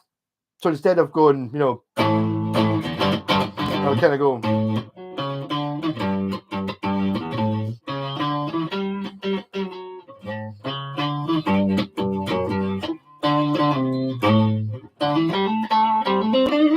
And it just working it in that way. But the ability to pick up a guitar and not play something, especially if it's something well known, the old.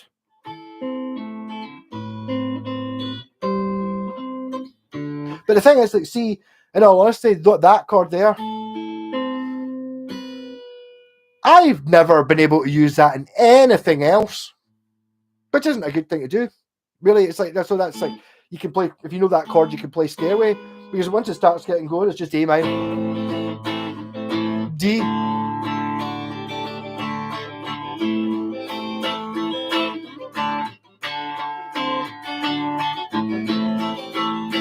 It's not that the rest of the song's fine, but it's just that intro bit.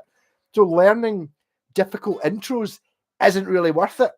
You know, it's like the other thing about just trying to learn some chords and then seeing what songs you can do. I mean, the first song I ever worked out, which I couldn't believe I'd done, it was a 3/4 by Pink Floyd.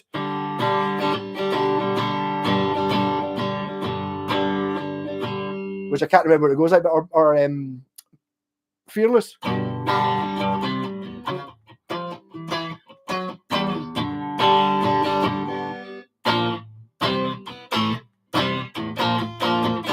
You say the hill's too steep to climb. That. And I remember going, and I've been the one that had played the guitar for 2 years less than everyone else. I'd been playing for a year, and everyone else had played for 3. And I was up here, everyone's got the book for Comfortably Numb, and I was up here, yeah, I was playing Fearless. And I was like, up here, where'd you get that? Did you buy the book for Medal? I was like, this is pre-internet. I was like, no, but does this not sound right? Na na na na na na na na. And I climb the hill and mountain. And it was like, when I worked it out, it was like, we're running past up here. This, if I was like up here, it totally does sound like it. It was like, you try playing along with the record. I was like, no one. I put it on the record. I played it. It's fucking right. And he's like, up here, God, how did you do that? And it's like, I don't know.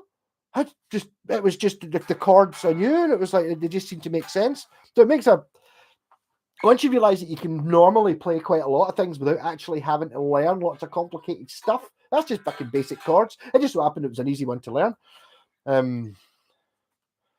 played a Yamaha Superflighter a few years ago, and I think it was made of cement, quite heavy. Superflighters are pretty good. It's basically an SG. It's not a pretty shape. Yamaha do tend to suffer a little bit. The SG is the same. It's like, I don't think it's a pretty thing to look at, but amazing. You think Sabbath influenced more bands than Zeppelin? I don't think Sabbath influenced Zeppelin very much. Or do you think they influenced more bands than Zeppelin did? Yeah, I think so. I went off Zeppelin once I realised how much stuff they were stealing. I mean, it's studio production-wise great, and they do have some original songs, but it really is, there really only are half a dozen, 10 songs that aren't Oasis-y in the way of going, oh, listen to this song here. Oh, we'll just copy that, change the words around a wee bit, put a solo in it. Like, nearly all the Led Zeppelin songs are that, which I found really it really pissed me off, whereas I don't think Sabbath have stolen, like, willingly stolen. There's a difference between writing a riff and then finding out later, oh, it does sound a bit like that. Oh, so it does, rather than going, listen to this riff, let's copy that and change it a little bit to make it our own, which Zeppelin did all the time. I mean, for me, Sabbath, way above Zeppelin. Production-wise, Zeppelin were dead good, but yeah. Mr. Whitesnake, the Edge knows a whole career of just knowing the basics and effects. Yeah, but the thing is, there's different ways of using the effects, because, I mean, okay, you've got to play the right thing. He's very good at effects. It's not the same as, like, when I was started playing when the effects unit, the multi-effects unit started really coming out, and it was like, you would get folk who would just be strumming a G chord and have phaser on, so it would just go, you know, like, and wah, all these things on it. So that's not, you know, the Edge would kind of go, you know, his song would basically be,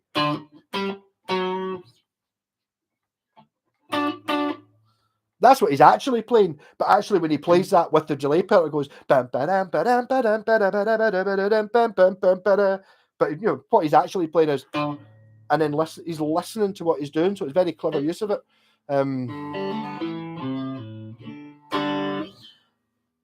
There's actually more likes than there are. I'll let you off for these adverts. So it seems I can't ask anyone else to like it. I'm assuming that all 26 of you have liked it. So I'll let you skip these ads. Oh, I can't. I don't have the cursor. I think my battery's run out in this. Which is going to make it difficult to actually end the stream.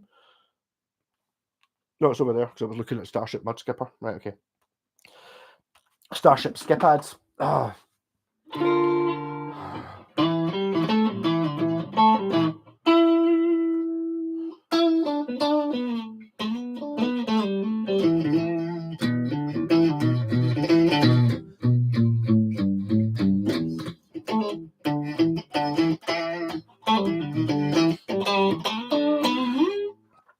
Purple. I kind of went off Deep Purple as well. I don't really know why, but for me, the first tape that I had that really, apart from the Stones would really got me in the Beach Boys. And okay, but I remember I got a copy of a tape, and it was Deep Purple, the anthology, the record version of Anthology, not the CD version, on one side, and Led Zeppelin 2 on the other.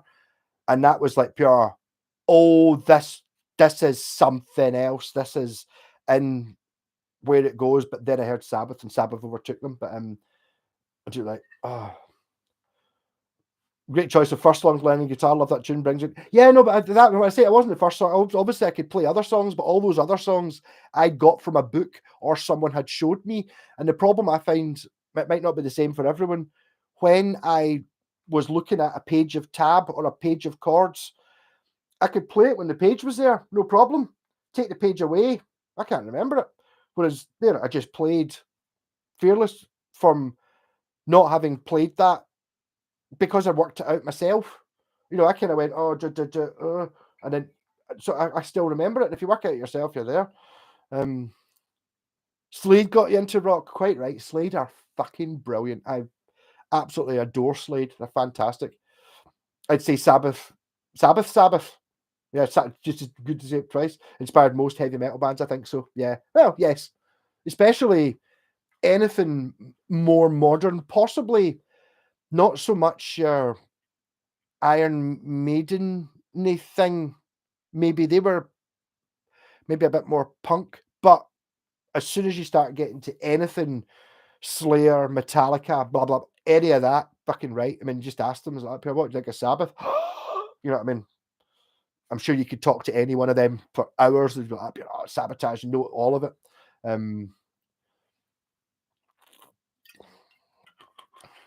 Blackmore was one of the first guitarists I ever heard. I didn't know he played a Strat. He only used he didn't have a middle pickup, so he only had bridge pickup or neck pickup in his guitar. And I don't think he had in the middle both of them. I think it was just bridge or neck. Duran Duran got a new video. I quite like some Duran Duran as well. I saw Slade live at the Apollo. I can't even imagine. Yeah. Page Before Iommi. Yeah. What you mean? In time he was before, but not. Have you ever heard Tony Iommi? Ever seen an interview with Tony Iommi? He's cool as fuck. I would much rather be stuck in a plane sitting next to Tony Iommi than Jimmy Page, who comes across like a right arsehole. Maybe he isn't. Maybe he's not, but he comes across like one. Whereas Tony Iommi comes across as cool as fuck. Pure god, and deservedly so. Amazing. Catch you later, Ben. I'm just going to give up because I've hit 10 o'clock, and I've also hit my. Oh. No, I've still got another sip to go. I should be fine. But the video for the new Duran Duran song, I don't know. I mean, I don't even know Duran Duran are still going. Edgar Broughton Band came before Sabbath and Zepp. I recognise the name. I don't know them. Was Bowie and the Spiders that got me into rock guitar? Fair enough. It's wherever you get there. That's fine. I mean, I can't knock Bowie for not being great, but I just never. I don't know why. I never really hit a chord with me. I can play a couple of songs, but not really. It just depends.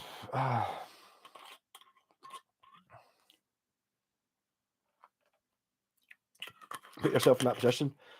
McKay in this scene had like to fuck off. I've no idea what you're saying, Mr. White. I think you're sucking too much in the tarp. A good vid with Tony Owen Bribey. I watched that last night actually. It was like adverts because it's obviously been taped. Sky Arts it was on, and it was like that's the first time I've watched a TV program that's got adverts in it for years. And my God, were there a lot of adverts? It was like an hour-long program, and a good 25 minutes of that was adverts. And then the old TV thing, which used to piss me off when I used to watch TV, and it was like there would be like an intro thing where it kind of goes, yeah, this is riffs with Tony Iommi, boo, boo, boo, and it played that like 6 times, so that's like a whole 3 minutes of the hour is just that screen with the intro. Like, fuck off, just give me the actual content. It works down there only is 15 minutes of actual content in an hour-long program. But it was cool, yeah. Duran Duran basically is amazing. Aye, I'm not knocking it. He's the star of the band. There's a whole documentary on how that Bowie robbed Mick Ronson, disgusting biz. I don't know. Maybe I don't. I'm not that huge a fan. I did significantly go off Ozzy, like to going as like, are you an Ozzy fan? And it's like, well, after I saw, if you look up, what do you call it? Jakey Lee, the guitarist, what Ozzy did to him is unforgivable. You're just like, no. I know it was obviously Sharon, but I mean, for fuck's sake, he must have had some say in it. He must have been able to go, look, fuck's sake, out of his personal money, he could have said, look, fuck's sake, you can't do this to this kid. And they totally fucked them. And it's totally unacceptable. So I kind of went off Ozzy after that. Duran Duran were shite. I mean, I still get Duran Duran mixed up. Duran Duran, Dancing to the Fire. Her name is Rio. Her name is Rio, and she dances, dances.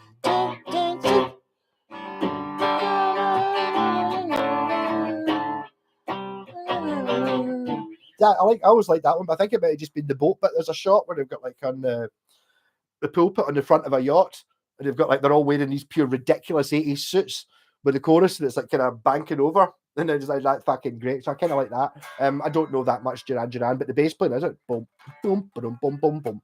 Fucking amazing. The bass player John Taylor in Duran Duran is fantastic, but I'm not going to say I'm listening to all their albums. No.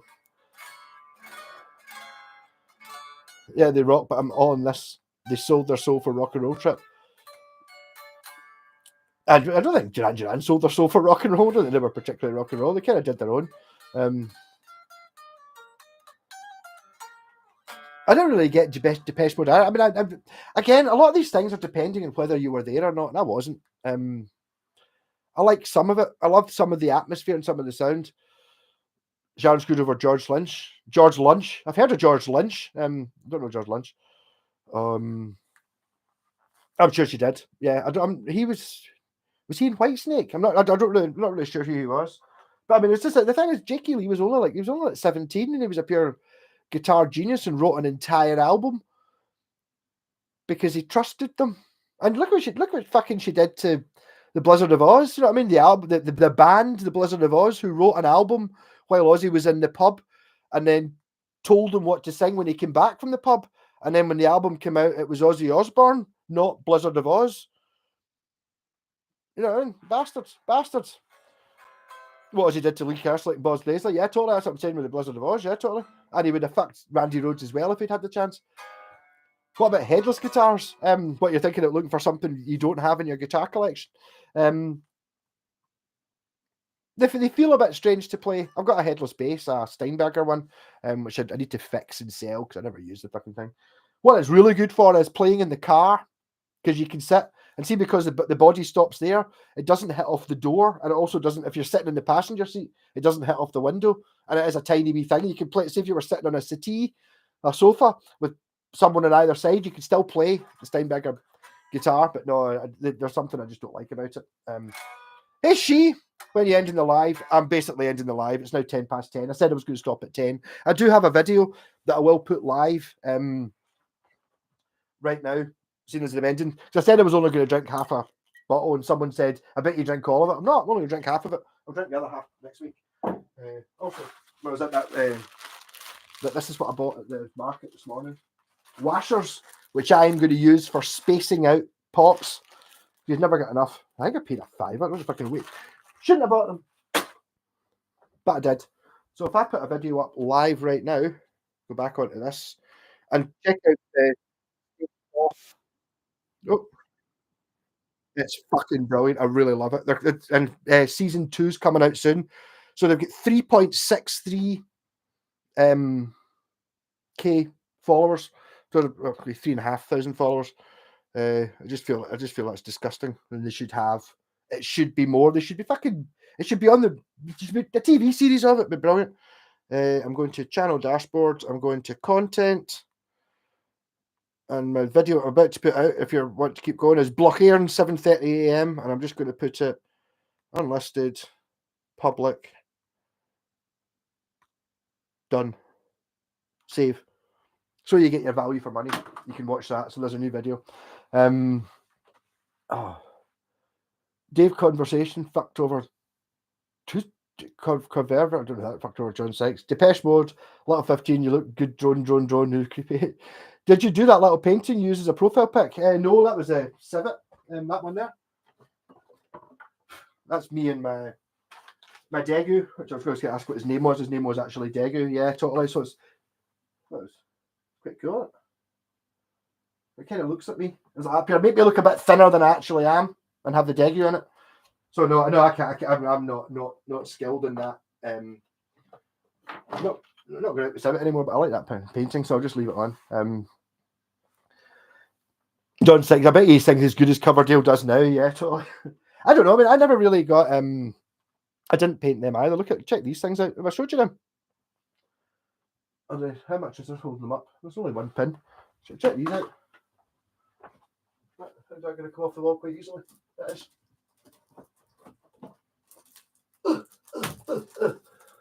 These are just look at that. Isn't that pure ridiculous? That's like, so that's it's actually certificate of authenticity that Tony Lomi was made from torn paper and crayon. So it's basically just ripped up bits of a magazine stuck in. I put them up on my wall up there, and the thing is, see when they're up on the wall, see the way the light shines off them? You can't see them, so I moved them over here. But I just think they're amazing. That was when I did Jen's kitchen before. Maybe the first time I'd met her, I was hired in to fit her kitchen. That's where I got the West Tone bass for doing that. She's like, oh, who's your favourite rock stars? And I was like, well, Geezer Butler. And she's like, John Entwistle, John Fogerty, Tony Iommi. I did him. I'll give you that. And then I don't know where it is though. And then just before we went to America, she was sorting out one she was going to take over for someone else. Up here, there's Tony Iommi. You can have that. I was like, up here, where's up here? No way, Rob Halford. So I got Rob Halford as well. Amazing. Hey, vlogging alive. Sorry, a little bit late. I'm just about to go to bed.